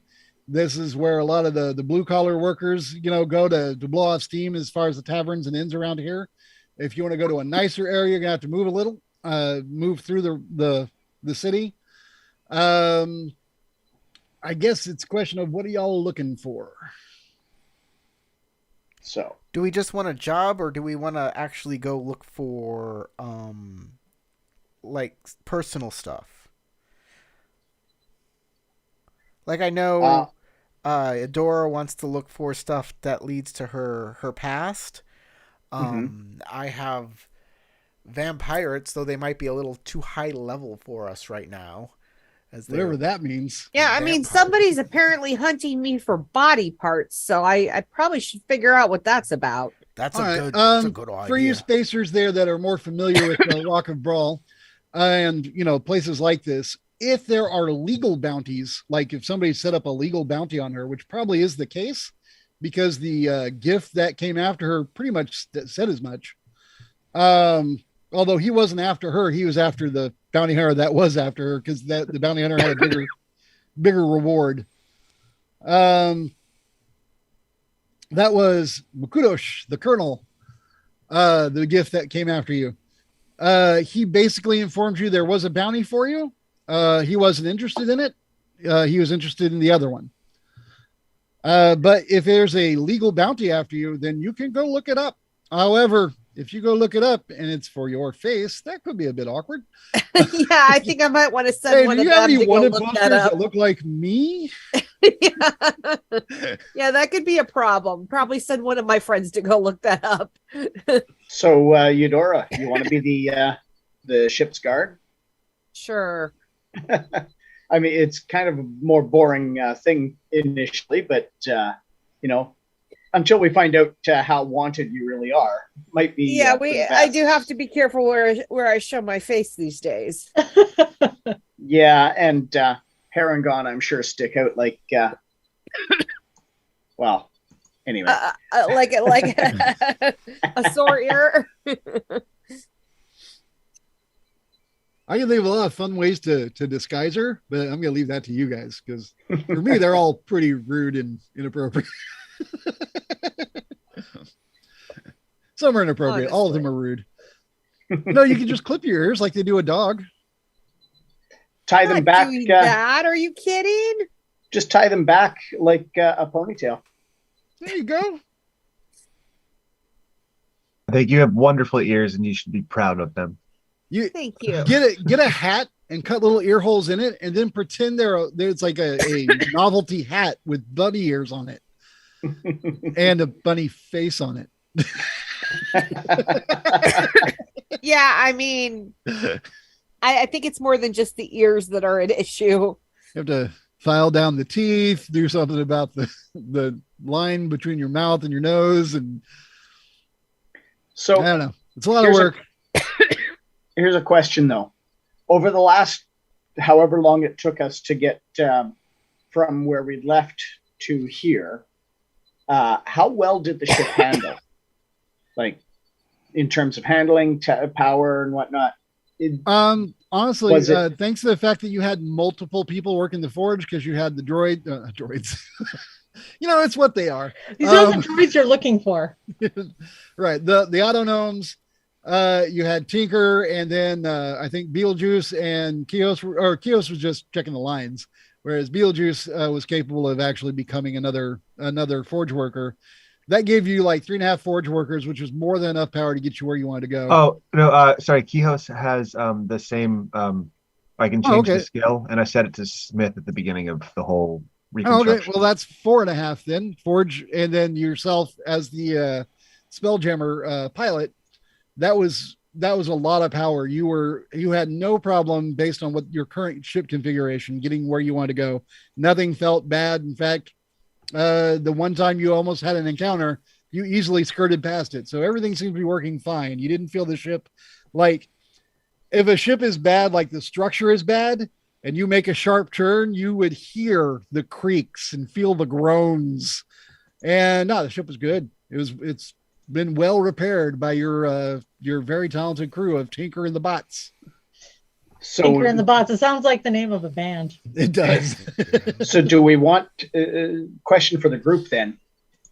Do we want to A, continue with this ship itself, and B, do we want to make any type of alterations to our power source or helm or whatever, or what? Do we want to make any changes at all to the ship now that we're actually in a port where potentially we could? I understand why you'd want to. If you have anything specific, I think, bringing that up would be a good idea. But I'm happy with where we are right now, and I'd like to get some gold under our belt and some before we start making big changes. Well, my big concern is that forge helm, because it ties you guys up to like all that amount of smith work all day. We can't afford to hire other smiths to do it instead. But I'm wondering if there's a way that we could trade that helm for something different that would require less, manpower, if you will, to operate it. I've heard of some types of helms called forge helms, or not forge helms, furnace helms that burn up magic items. That could be potentially pretty expensive. We determined that the ship is a little too big for the regular helm that we've got, but there might be a more powerful version that could fly the ship without that. I'm just trying to maximize our manpower without having to hire on more crew. That's very wise. Does that make sense? Yeah, it makes sense. Yeah.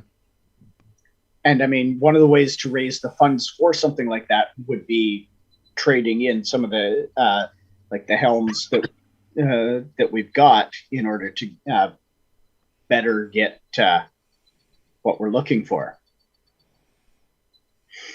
or at least look into the pricing and the ability to do something like that. These are just some of my immediate thoughts towards that. From there, we can look at other jobs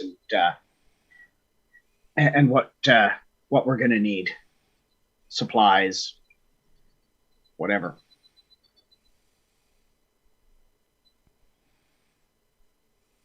Yeah, I think that's a good idea. And it'll free us up to use that big cannon or other such things. So we can go, I guess, find.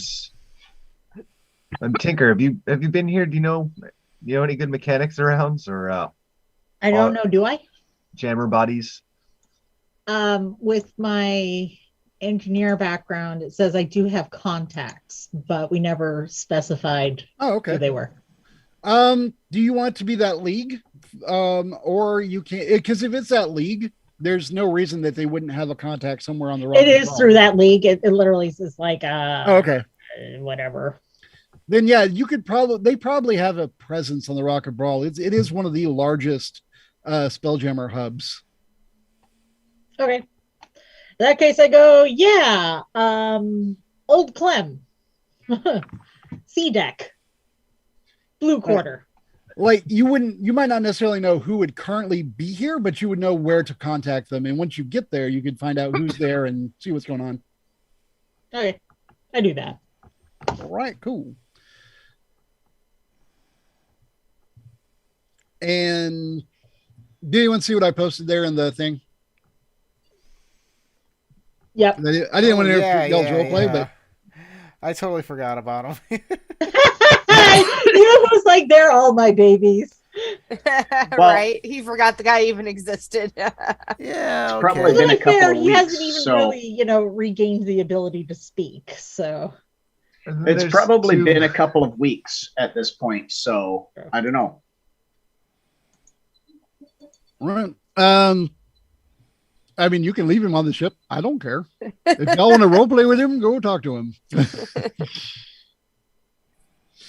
Who would have been taking care of him on the ship? Well, I guess I was left behind to guard the ship, so I suppose that would be me. All right. Then we'll start with that. You go to hand him his, day's rations. Sure. He Help is him to the bathroom. I'm not gonna lie to you, the first couple days you probably had to clean him, but you could have sent the autonomes on that if you felt like it. Yeah, I think that's what I probably would have done. You guys go deal with that. But he's sitting up. He looks at you as you enter. Do you know where you are? No, not really. Any idea how you got here? What's your name? Just trying to see like how coherent he is right now. He thinks about it and he says, I guess you guys brought me here. I'm I remember Eudora. the Neogi, and I remember their. And he gets like this weird wistful look. I remember that chamber that they had me in. It was amazing. It was killing you. Maybe. I'm Eudora. What should we call you? I just had his name up. God dang it. It is. He's like, let me think. I can't quite remember. Let me look that up. My name is Sano. Sano. Okay. Are you feeling better now? Feel stronger. Do you have a home or a family you want to get back to? I was on a ship. I was a soldier. Our ship was in combat with a nautiloid. Your character is like a what? But he's just a nautiloid. He thinks about it for a moment. He says, the ship was badly damaged. We were kind of stranded in space. We couldn't get it to, the spelljamming helm was broken. And then that spidery ship appeared. And we tried fighting them at first. They killed most of us. They took the rest of us prisoner. I think I was the last of the prisoners. They kept taking us away, and when I was finally taken away, I saw the chamber that they put me in. There was they pulled someone out of it. He was dead, definitely, but I couldn't tell who he was anymore. Everything about him was just skin and bone. His eyes were sunken. I couldn't recognize who it was. That's what would have happened to you. That's what would have happened to you if you hadn't gotten rescued. It's not that I don't believe you. It feels different than you'd expect. Well, I'd imagine they have to make it so that you won't fight them on trying to get out. Perhaps. Maybe I was charmed by the thing. I don't know. I don't know where I am now other than in your ship. Am I a prisoner? No, of course not. We were trying to help you. Then I appreciate it. I owe you, I guess, my life. Is there anything I can do in return? Is there anything you need? Well, you can help us keep the ship running while we figure out where we're all going. My crewmates are elsewhere, but they'll be back soon. I'm sure they'll be glad to know you're doing better. Well, as I said, I am a soldier. I am trained, both in fighting and I was a soldier on a ship. I know some things about ship's weapons if you need help with those. Good to know. Is there anywhere that you want to go in particular? I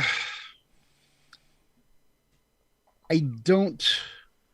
I guess I need to find out what my people would have me do. And you'll notice at this point he's being a little bit evasive. KG? Yeah. Because he doesn't really know who you are, and something you probably might pick up on is just that if I don't know who you are and I say I'm with such and such military, I might have just outed myself as your enemy. Yeah, fair enough. Well, if you can figure out where you want to go next, let me know. Maybe we can help you get there. Thank you. I will think about it for now. I still feel a little weak. I'm having trouble standing. Of course, you should rest more. Those autognomes that keep coming in here, they're very badly damaged. Yeah, well, we're just gonna have to make the best of things for now. We're doing the best we can with what we've got. If you spend any of that downtime, other than when you're working the forge, you could, or even in the forge, actually, Tinker, you probably could have helped them make new faces because one of them was really bad.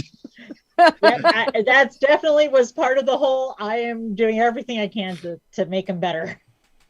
And what a convenient time to have to work in a forge.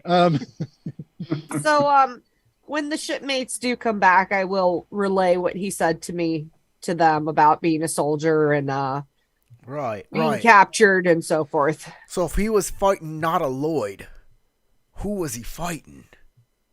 It definitely wasn't Lloyd. Wasn't Lloyd. It was not Lloyd. Yeah, he seems a little evasive about what happened and where he's from. You're welcome to go question him if you'd like. For those that have pirate or soldier backgrounds involving spelljamming, not literal on the seas, you can make history checks to know what an autoloid is. Okay, well, let me do that then. Yeah, history check. You have an amnesiac background? Oh, that's right. I forgot. So you definitely don't know. Fair enough. Wah, wah. I was like, I'm a pirate, but you're right. I'm an amnesiac pirate. as a Gith Yankee Marine, that's my background. You know what? I'm going to have to give it to you because it's a huge part of your people. Yeah, that's a big deal. You would have to have just skipped your entire childhood to have not heard any mention of a nautiloid. All right. So, you think you've heard the word Beetlejuice, but you're just not sure what it means exactly. Del, you know what it is. And Chaos, yeah, I'm just going to have to give it to you, like I say, because your whole people are kind of very focused on that. On buying and restoring old nautiloids and selling them on the internet. That's your thing, right? Exactly. And there is somebody came up with a weird idea for an internet based on 1 million uses of magic mouth all lined up. Y'all should Google it sometime. It's very strange. And that somebody had way too much time on their hand. Where all great ideas come from. Too much time. So, do you guys share? I'll let Kihos say it. He would be very animated and focusing on the great evil of he he does not like nautiloids or illithid or anything like that. He'd be very animated. Maybe not so much information, just passion, raw passion and anger of that cursed thing. Ranting and raving a little. Yeah. Right. So nautiloids are evil. Got it. Good to know. Nautiloid is just the ship. It's who flies the ship that's the problem. Right. Not It- Lloyd. Not Lloyd. Contains Not. evil. Still same concept. Are you familiar with the mind flayers, Beetlejuice? Yeah, we are. That frogman was one of them. Yeah. So the nautiloids are what they fight. Right. Nautiloids. So this guy is a good guy then, right? He was fighting the bad guys. Is that what I'm hearing? Well, he was fighting the bad guys anyway. At least, hopefully, we're on the same side of things. I mean, I hope so, but don't assume that he's a good guy just because he's fighting bad guys. Fair enough. Fair enough. What do we want to do with him? I asked him if there was any place in particular he wanted to get back to, and he didn't really give me a straight answer. I think he's a little nervous about sharing info with us. Do you blame him? No, of course not. I told him we'd try to help him get home or wherever he's trying to go if, he gives us a destination. Mm-hmm. And we will. I don't see a problem with that. We're not going to space him. To add a little bit to his description, as his health has been returning and he's been starting to fill out a little bit. He is human, and he has I guess the best way to describe it in real world terms would be Asian features. Okay. I guess if anybody wanted to make a roll to recognize those features on somebody, that would still be kind of difficult because they could repeat over different realm spaces. Well, realm space, gray space, blah, blah, blah space. Yeah. Space. All I hear is space. So you're good. Yep, Is that's there, exactly right. His attire, is he just in rags at this point? Yeah, he was in basically it was like a loincloth. He was stripped and put into the machine. So Poor dude. the loincloth says Calvin Klein on it. His name is Calvin. Is he looking for his Great mom and Scott. dad too? Oh, jeez. You're my mom. Who are you?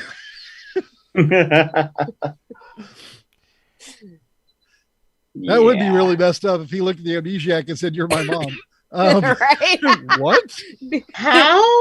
Yeah, you don't look half hair and gone. I don't see any bunny ears. That's on the inside half. Oh.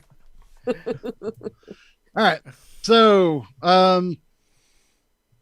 but if anybody rolled it, wants to roll it, it would be basically history. That seems the best. To know about peoples and places and stuff. I think history works. I can do that. That's a good Oh, look roll. at you. You look at him and you're like, I once saw a Kuraturan ship that had people that look like this on it. Could be that. Or it could be just a huge coincidence. It's not to say that all Asians come from the same place. Especially not How with long? with the multiverse. He's from Shaolong. Yes.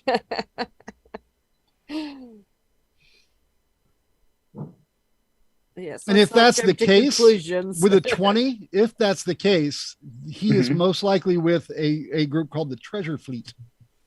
The Treasure Fleet. Mm-hmm. Okay. And they do not hold any ports in realm space. You have seen them in other spaces. So if you tell him you're at the Rock of Brawl, he might just stare at you, or he might know it because he is a person that's been on a ship that's gone places. So fitty. All right then. All right. So now, Tinker, you are going to meet your contact. Is anyone going with her? Or is she going alone? Split the Uh, party. Split the party. I've been learning a lot from Tinker as we're working on the ship, so I'm actually interested. I'll tag along. All right. I need to pull something up real quick just to make sure I don't run the Is It League wrong. Is this going to be like marching through town to go meet the contact? Well, yeah, she'll have to move through town a bit. Because Okay, they then don't I just should hang out at probably- every port. I should probably stay here then. Yeah. I'm gonna check on your bounty because I would appreciate that. I would like to know just how wanted I am. people might mistake me Mhm. for a bounty hunter, anyways. All right. Is anyone going with Beetlejuice?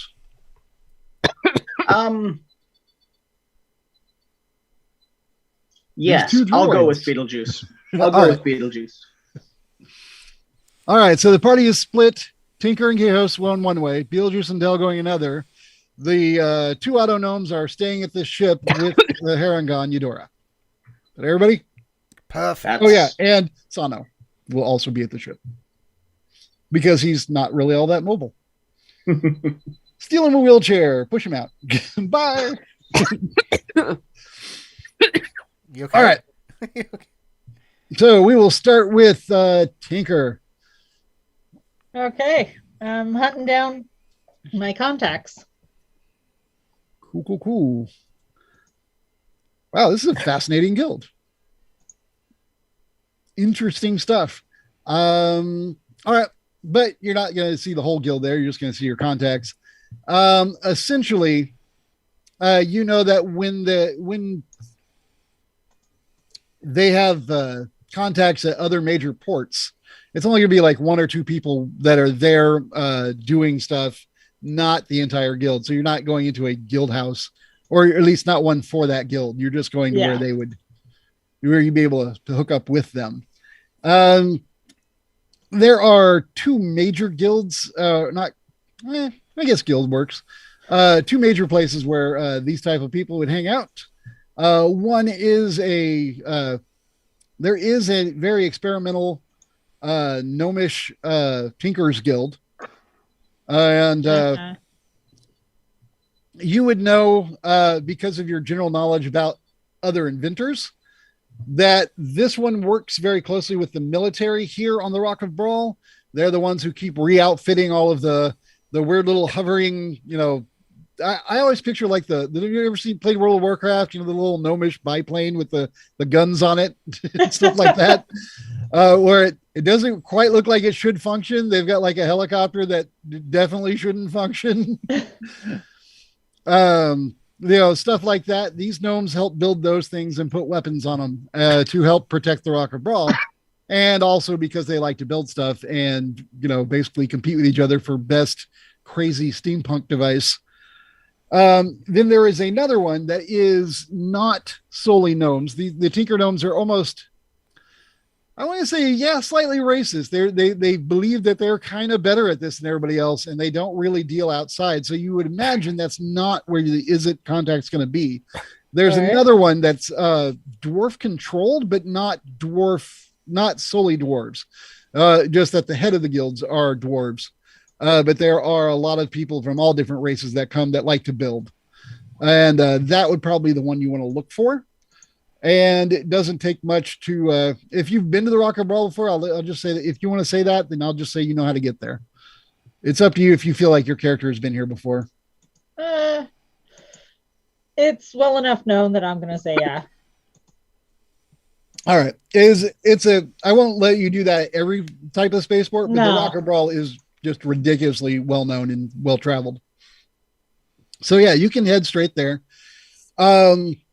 This place is it looks like a factory. You see there are smokestacks, and there's smokestacks from the forges. There are smokestacks from other things that are big machines that are making other machines. That there's a lot going on here. You can hear the hammering and the clanking and their whirring of things, and it I would say with your character, it probably excites you a bit. Yeah. Gotcha. Okay. All right. But yeah, there's a loud just noise level as you approach the place. There are guards near the front. One is a very burly looking. When you see him, you think it's an orc, but he's very heavily armored. But you think from the protruding jaw that it has kind of a greenish brown tint to it, and the big tusks kind of coming up. You think that's an orc. And the other one next to him it looks almost entirely like armor, but the joints look mechanical. But it is too large to be an autonome. You're not sure what that is. You're not sure if that's a suit of armor or if that is a contraption. And it could be a person in a contraption that looks like a suit of armor. You don't know for sure. Mecha suit. And they are guarding the main gate entrance as y'all approach. Gotcha. Is there like some sort of secret handshake? When you approach, you generally you're just going to state who you are and what you're looking for before they let you in, because they do have to beware of people that will come to copy or steal technology or try to sabotage things. So basically, Fair. you have to introduce yourself and explain what you want. All right. I do that. Okay. Tinker, here to.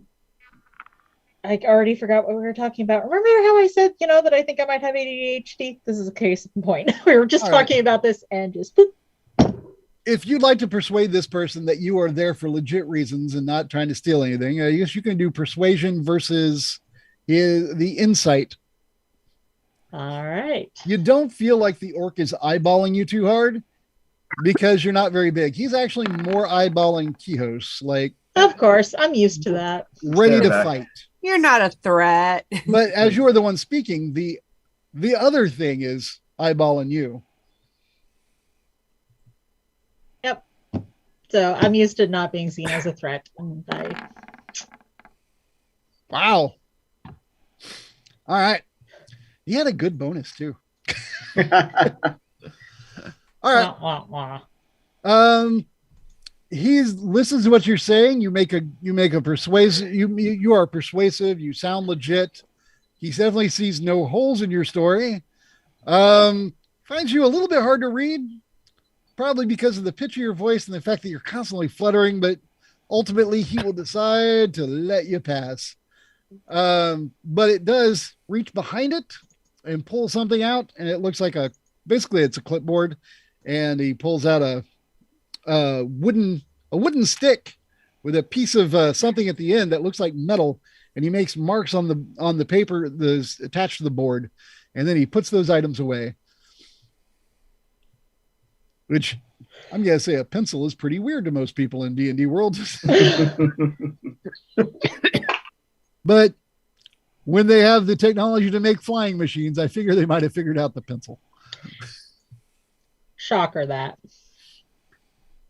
Although their flying machines are magically aided, because if they weren't, they definitely would not work. All right. Is that? So you are allowed to pass. As you pass by, there are outdoor areas where a lot of work is done and a lot of things are moved around. It's just easier to work outdoors. Then there's like some warehouses. You do see some things being built that you can't identify. You do see some things you can identify, including it looks like a newer model of one of the helicopter things that kind of monitored you when you were parking. This one has a big thing on the front of it that has multiple gun barrels in a circle. It looks very strange. Interesting. And again, you're like, you can immediately look at it and know that thing is that they're using some spells to modify it. That thing will not fly on its own.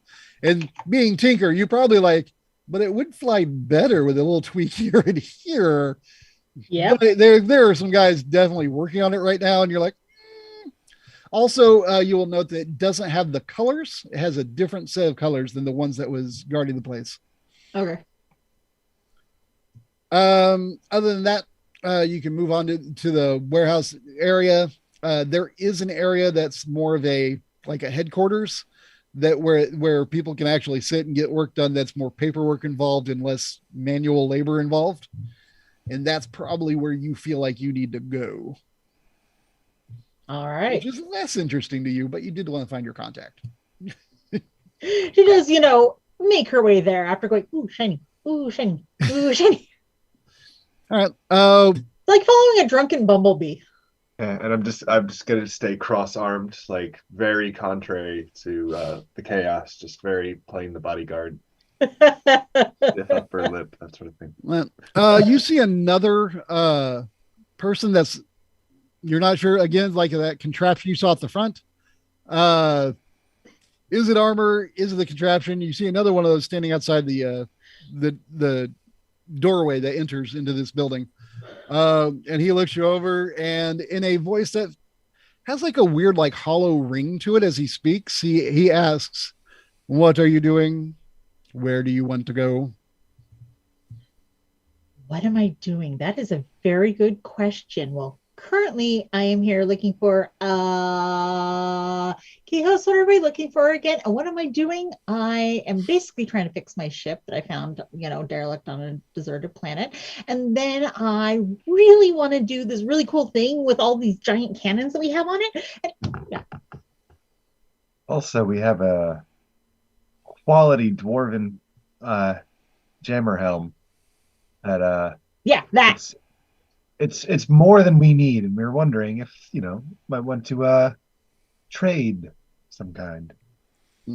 It's a really nice forge. It's like Oh yeah, and the forge, and we got it to do this, and I modified it by doing that. You are here to trade. One moment. And as he kind of assesses everything you've said, this is his way of doing insight. Takes him a sec. Because you both talked, pick a leader and roll with advantage, or you can roll separately. And it's persuasion. I got like 2 on persuasion, so that might be Kihos. Yeah, I stepped in for a minute. I'll take that because I am proficient. Cool. Oh, and I didn't roll. I thought that did double. Well, still not that great. That is not great as you can do. You didn't make a very persuasive argument, but on the upside, you're not lying.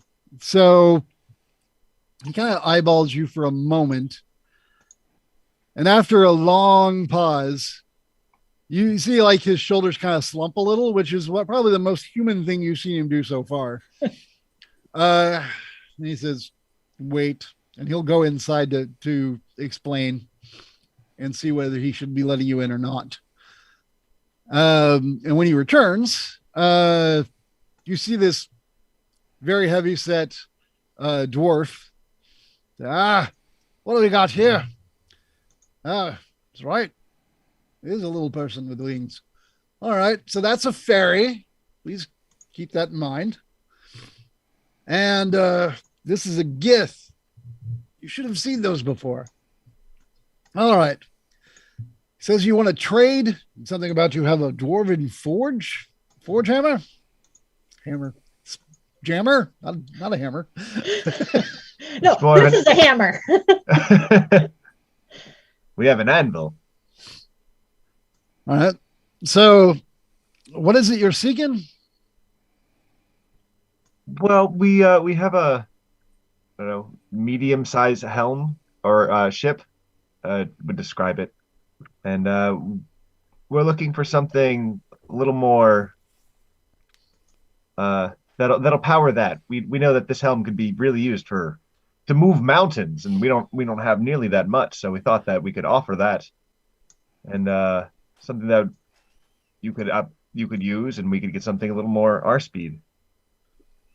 All right. He assesses the both of you. Well, of course, I'm going to be having to ask, why do you have a forge jammer? Well, I mean, the crew seemed to found something. It was really, really bad. It kind of ate Melina, which is why we named the ship after her. Yes. But they the had crashed story is onto a not volcano. coherent yet. She is not coherent, especially because she's basically in Toyland for her. She's just like popping up out of piles of, stuff and equipment like Scrooge McDuck and then dumping back down. To speed it up a little, he'll eventually let you in. Y'all can negotiate. Of course, he'll have to send someone out to verify you have what you have and what they think it's worth. They'll have an appraiser go out there. Essentially, you're going to have to bargain with them. You want to get out of this? Do you want to get? You're selling a more powerful helm for a less powerful helm. So, are you hoping to get change back in addition to the helm you want? Or are you hoping to get something else done? What are you bargaining for? Maybe some extra repairs to make the ship a bit more cohesive. Also, once you're and the inside, autonomes, so that way they no longer have to have the umbilical cord. That would free them up to be more hands. Well, I'm like, should I say this or not? I guess I won't say anything. Well, Would it be possible for us, because we have a nicer thing, instead of just is there a nicer helm than just like a basic? Can we get like a nicer model for the trade-in or something? possibly. Like a Corvette. All right. I will send an appraiser out where you parked, and you can tell him blah, blah, blah. And to speed that up a little, he'll send an appraiser out, and we'll work on the details. And while I'm mulling that over in my head, we'll cut over to Dell and Beetlejuice. Sure. You guys. So there are different ways to look at it. There are places where bounty hunters go to pick up leads that are privately run. You can go to, there are local watch stations where they actively look for criminals that are trying to come to the Rocket Brawl so they can turn them away and or capture them. And of course, there is a military complex. Which of those options would you all like to look into? Not the military one. There's a military complex. All right. There's a jail where you turn in bounties. Yeah, that would be with the watch. And then there was the first thing that I missed. There are private places where bounty hunters can go, and essentially what they do is they hook bounty hunters up with leads on bounties. In addition, they have both a catalog of all the current bounties that are out there that they can find, as well as any lead info they can give you, because they encourage the bounty hunters to go find them, but they also take a percent. So Dell, I think we need to find out who's put this bounty out, and it's probably a private man. If he's looking for spare parts, he's not going to be going through, normal channels. He's not going to, lock her up in a jail or go through the military. So we need to go to these, little private hangouts, right? But we just can't ask them, what's this bounty on blah, blah. We can't. People are going to think that we're, they're not want to share. But what we can do is stir the pot, right? This is my broad idea. We go in there, and we're like, we're looking for this Haragon. We got information to trade on her, and we know she's got a bounty. And anybody wanna trade for some information on this Haragon that we've seen, that we know there's a bounty on, and see who bites on that, and then shake that guy down for who's putting out the bounty. Or we could just present ourselves as freelance bounty hunters and want to see if there's anything worth going after in their catalog. That's the thing. If it's a very private thing and we don't have a reputation, they're probably not gonna give us that information. But we Why can not? do it if you want, and we'd have mine as a backup. I think that your plan is very naive. You're a very naive guy. No, I'm kidding. Let's try your plan first, and if your plan fails, we'll try my plan. You'd rather just throw our friend under the wagon, okay? I wasn't gonna give him the information. I wanted to say we have it, and then we'll negotiate price and things. We don't want to say these things out in front of the crowd. We don't want so many people going after her. We're just, not gonna give the information away for free, just for one person at a time. But you just did. What do you mean we gave away? What information did we just give away? The fact that we know anything at all. Yeah, exactly. And we're puffing up. If you're puffing it up like that, we're going to get followed back to the ship. No, we can deal with that. What are you talking about? I have no idea what you're talking about, mate. Tracking me? No one tracks me, mate. I track them. I'm the ranger.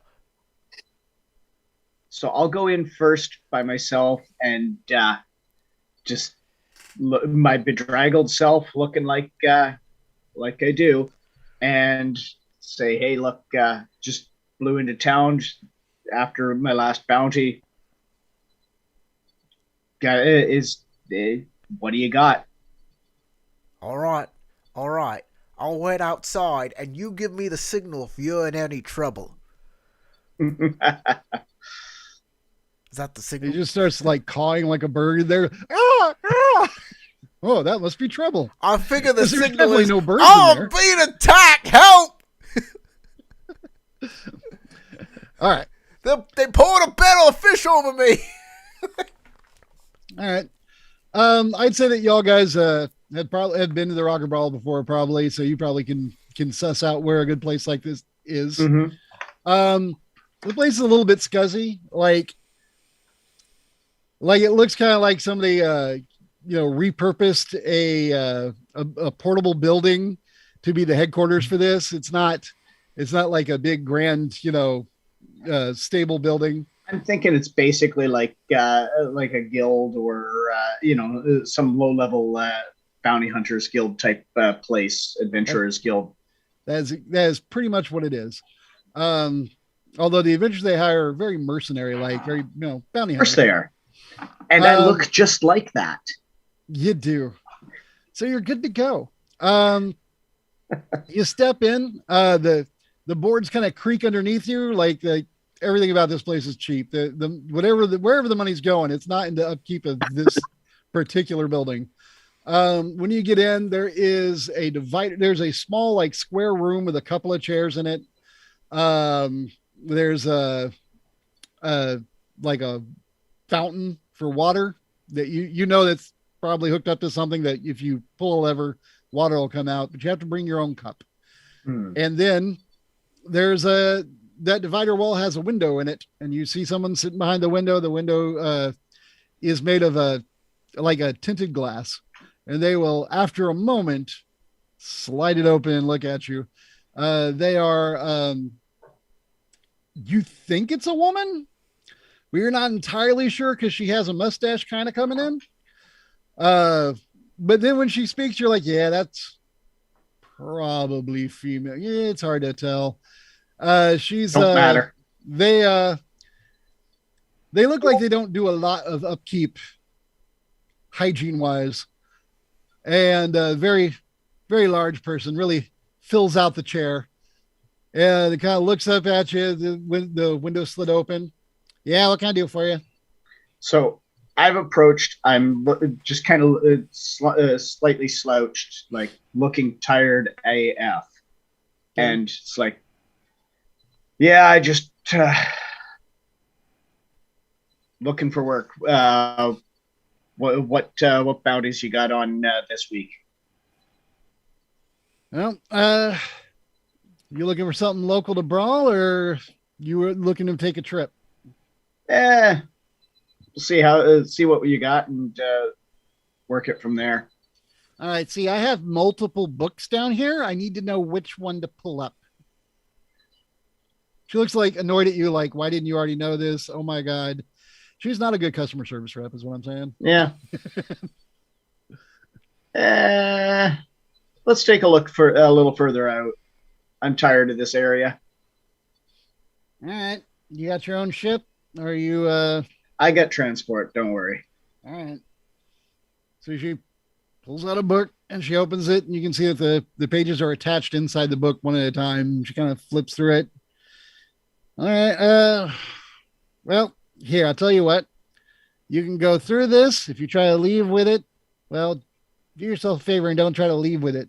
At this point, you'll notice that she's kept it one arm kind of under the counter, most of the time. I'll say that knowing that you were the one with the high insight, if I remember right.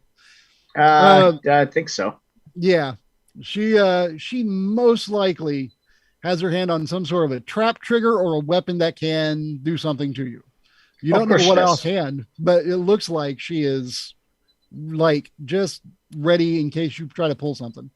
Oh yeah, I'd expect nothing less. Okay. Throughout this interaction, as you continue to go through stuff, I will let you make an investigation check to come up with the right BS to get the right book that has the face in it that you're looking for, which is obviously going to be Eudora's. All right, here's an investigation roll. All right. Oh yeah, baby. Look at you and your nat 20s. Nice. All right. Yeah, actually fairly quickly. You think It's about like, it and you like I know say, those "All right." ears. Well, you think about what she's told you about where she was found. Or actually, I guess if she was found by the Weird Hammer, so you know where she was found. Mhm. So you're like, you mentioned casually the system that you're looking for because you have some other stuff you need to take back that direction anyway. You get the right book pretty quickly. She pulls it out, you flipping through it, and about like 14 pages in, you see there's definitely a Harangon that looks very much like Eudora, but the name on it is Ulwyn Inlay, and there's Ulwyn. Okay. And Inlay is INLE with a thingy over it. All right. So I'm going to copy all this down into my own notebook. All right. Right. I'll keep flipping a couple more pages just to see if she sees you writing something down. She's like, "Hey, if you found something of interest, bring it over, and for a small fee, like a down payment here, I'm going to give you the info we have on that lead, and Sure. then after that, if you bring it in, we can work it out. You're going to turn them in for the money. We get our appropriate cut for helping you get to where you need to go." All right. How much is it for the extra info? Let me see the bounty you got so I can look at the basically she's going to look at the price that's on the head. Yeah. This bunny person looks interesting. Those are called Harangon. Not that I care. Oh, is that what they are? I don't care what you call them. All right. So this fuzzy here is worth 10,000 gold. So obviously, if I'm going to give you anything to go on for that, I'm going to need two things for a moment. And I'll give you with your passive insight that she's probably sizing you up to see how much she can just charge you rather than she's going off an actual number that she probably should be going off of. And she says 50 gold. 50, huh? Mm. And then, of course, if you catch the Harangon, bring them in. We ask a mere 10%. But I will get you what you need to find it. 50's a little steep right now. Well, there's some cheaper bounties out there. Yeah, true. I'm a little short on cash, but I hold up the offer up. So in a non-threatening way, that Nyogi lance, that negative energy lance, and say, trade you this. Make a persuasion check. I'm not going to give you advantage because I don't think she has any idea what that is. I'll tell her. I took it off of some couple Nyogi I ran into there. Seems to shoot out some kind of negative energy blast.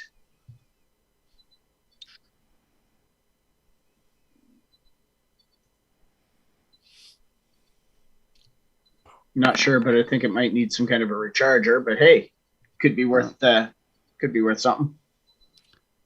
She thinks about it for a moment.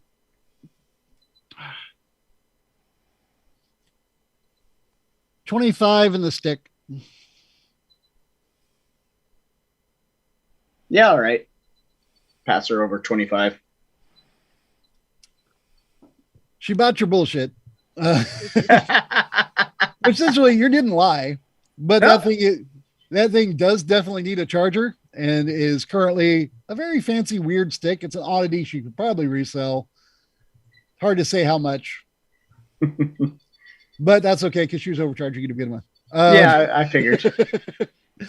So she goes, all right, let me see it. That was Uwin. What was her name there? Luwin. Hang on. She like goes going through some like a cabinet drawer through a bunch of files, pulls it up. All right. And she takes some notes down out of the files and she will pass you the note. She doesn't give you the original copy, which Obviously. means if somebody else comes up for the same bounty, they can get the same info. Of course. I would expect nothing less. All right. All right. So the file basically says that the name is actually not, is and is not the name of the person you're looking at. Okay. Because according to the file, a very powerful wizard made a duplicate of themselves. He's and essentially is spare parts in case of something goes wrong. If I don't think you have, if you're skilled in arcane, you can make a roll to recognize the spell, and I'll tell you what it is. Sure. Arcana? Yeah, Arcana. Yeah, arcane, arcana, same Yeah, difference. And now Howard has to remember what the name of the spell is, but essentially it does exactly that. It makes you a copy, and if you die, I think it's called clone. At least it was in earlier editions. I don't think that's what they call it now, but I will double check. Well, It's a the wizard last spell. the last bounty hunter had already told us that, so we already knew all that. Yeah. He True. even told you the name of the spell. It's a high level spell, and it's called, I don't know. Geez, what is it called? Anyway, but yeah, you know what it does, and I'll look up the spell later. Oh, it is called clone. There it is, 8th level. All right. Wow, they do still call it clone. And essentially, yeah, if that wizard dies, you know this, she didn't say this, but you know that if the wizard dies, their soul transfers to their copy. So if the copy can be sentient prior to that happening, it depends on what the wizard wanted to do with it. They can leave it in a tube. They can have it up and walking around. They can do whatever they want with it. They can also age it to be less than them so that when they die just of old age, they're now a spry young 20-year-old again, or whatever they like to be. So it's a neat spell. And if that's what she is, oh, that's awkward. And you have to hope that, and potentially very, very dangerous to us. yeah, you have to hope that this Ulawin doesn't die, because if that person does, then your friend will suddenly be someone else. Yeah. All right. But you can definitely say why this person would want their copy back, because if they do die, they'd like to know where they're getting sent. And it's also a hard spell to cast. Yeah. How dare that clone escape? The nerve. That nerve. All right. Well, I'll take down all the information that she gives me there, and All right. Oh, That sucks. He spent all that, and all he found out was what we already knew. you did not quite a know bit the more than spell. You did not know the name Ulawin Inlay. That's true. So that's actually huge information. Nor did you know exactly how much you're worth. Quite a bit. And Apparently, I hope none of my friends are like, see, and I think you can roll a history check to see if you recognize the name Ulawin, but it's not too well known. She doesn't travel in circles you'd probably be familiar with. With a 19, I will say that you've heard the name before, but you don't really know anything about it. It's sort of like if I mention the name of a senator of Delaware, you're like, that could be a senator from Delaware. That could be anybody, really. I'm not sure. I think I've heard that name before, you know? Yeah. But the name's just it pings just as vaguely familiar. Okay. And since you're trained arcane, you do think it has something to do with a wizard, but you don't really know much about it. Yeah. Great. All right. I'm the clone of a rich, powerful, famous, semi-famous wizard. That's lovely. No problem. So, once I've got the information, thank you kindly. And as I leave, when I get outside, I'll say to Beetlejuice, Yeah. got it. Well, that was easier than I thought. Yeah, right? Also, she was kidnapped. Eudora, the clone, was Yeah. kidnapped. Okay. This essentially in that info, you also know that the kidnappers initially made a demand. The ransom was supposed to be met. Somehow fighting ensued, and Eudora was lost, or the clone was lost. The clone isn't actually named, but the name it's given is still that Ulawin Inlay. I have to keep flipping back. So, who do we have to go and stop? Well, we'd want to stop the original wizard that created her. However, Right. we've got to do it without killing him, because if he dies, then his soul immediately transfers to her, and we no longer have Eudora. We've just got a Eudora-shaped body with an evil, ugly, well, maybe not ugly, but evil, unhappy wizard How do you know it's evil? inhabiting it. Well, anybody that would do something like that isn't going to be sunshine and light. Really? Yeah. Okay, I'll take Anybody your word that's going to clone themselves to have spare parts like that, or to be able to transfer for their own immortality, that's not exactly the most positive thing. Right. Right. What if they just view it as like magic and like it's a spell? They probably do, but that doesn't mean that they're good. Okay. Right. Remember that. I break the fourth wall and look at the camera. Remember that, all of you PCs out there with the clone spell. You're evil.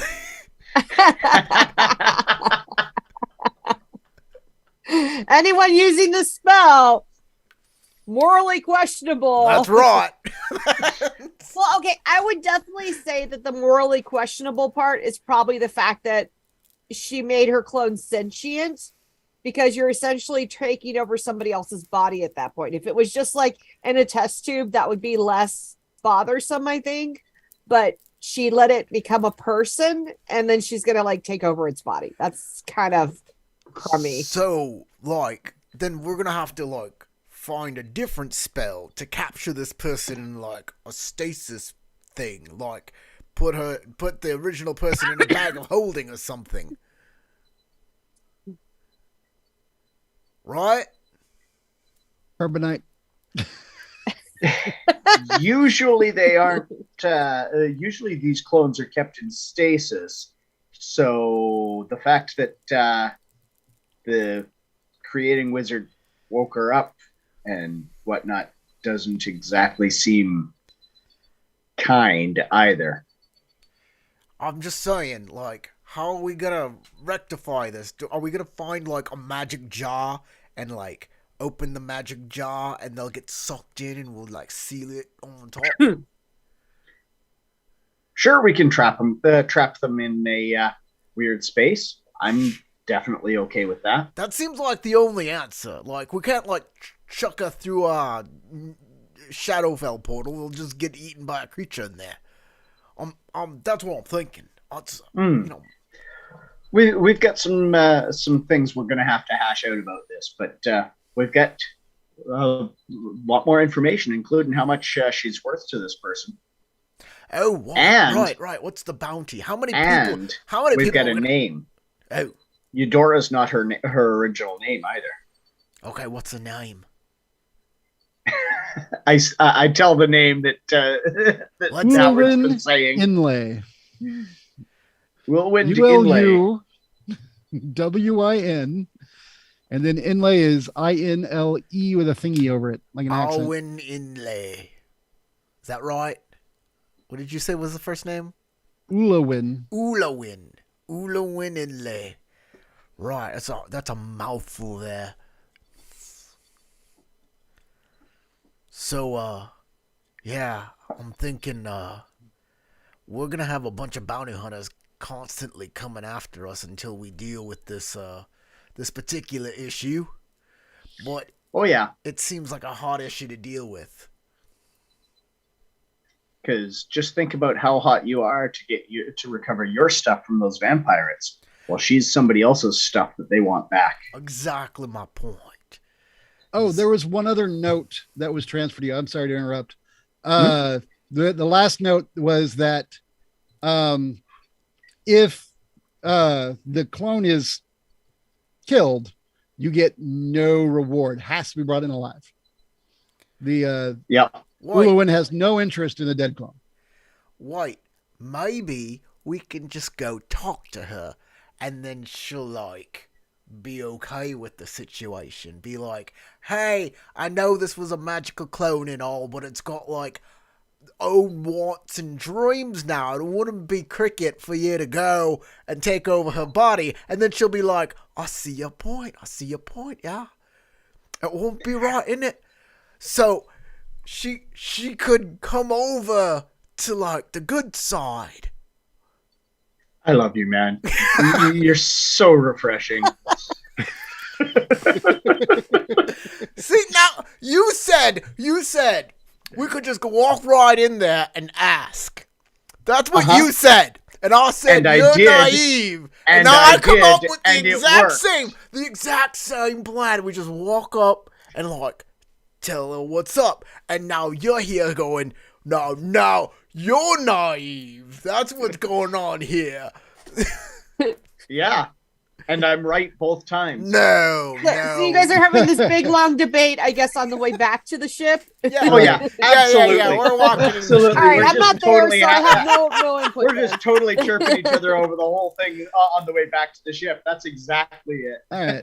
And I one don't- last thing before we close out the night. Eudora, All well, back to you. You have Sano there. After about lunchtime, he actually does try and walk around a bit. He seems very friendly.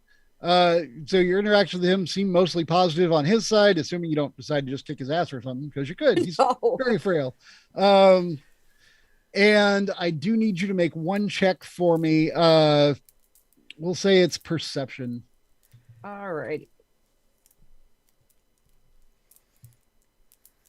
Roll high, it's fun. Or roll low, it could be more fun. Oh, I'm sure. I have a pretty high perception, though. Yeah, you do. Oh, God, I rolled bad. Oh. Okay. So, he seems normal. I'm sure everything seems kosher, right? All good. The auto gnomes All are right. normal. Everything's normal. Nobody's doing anything to the outside of the ship. All is good. It's a nice day. You have a I'm pleasant just lunch walking around prepared by going, auto gnomes. everything looks great. The auto gnomes make a good lunch. There's a part of you that's like, how do they make these rations taste decent? What are they doing back there? Other than that, everything's normal. Slight gurgle in your stomach, probably not a giant space parasite. Everything's normal. Oh, God. No. And I think that's where we're going to leave it tonight. Oh, the goody. All right. All right. Thank you all for playing. I really appreciate all of you. I love running the games for you guys. For those that are watching, wow, cool. Thanks for watching. If you haven't already, like and subscribe, click a bell, possibly the one on your computer or any bell. And have a great night. Bye. Good night, all.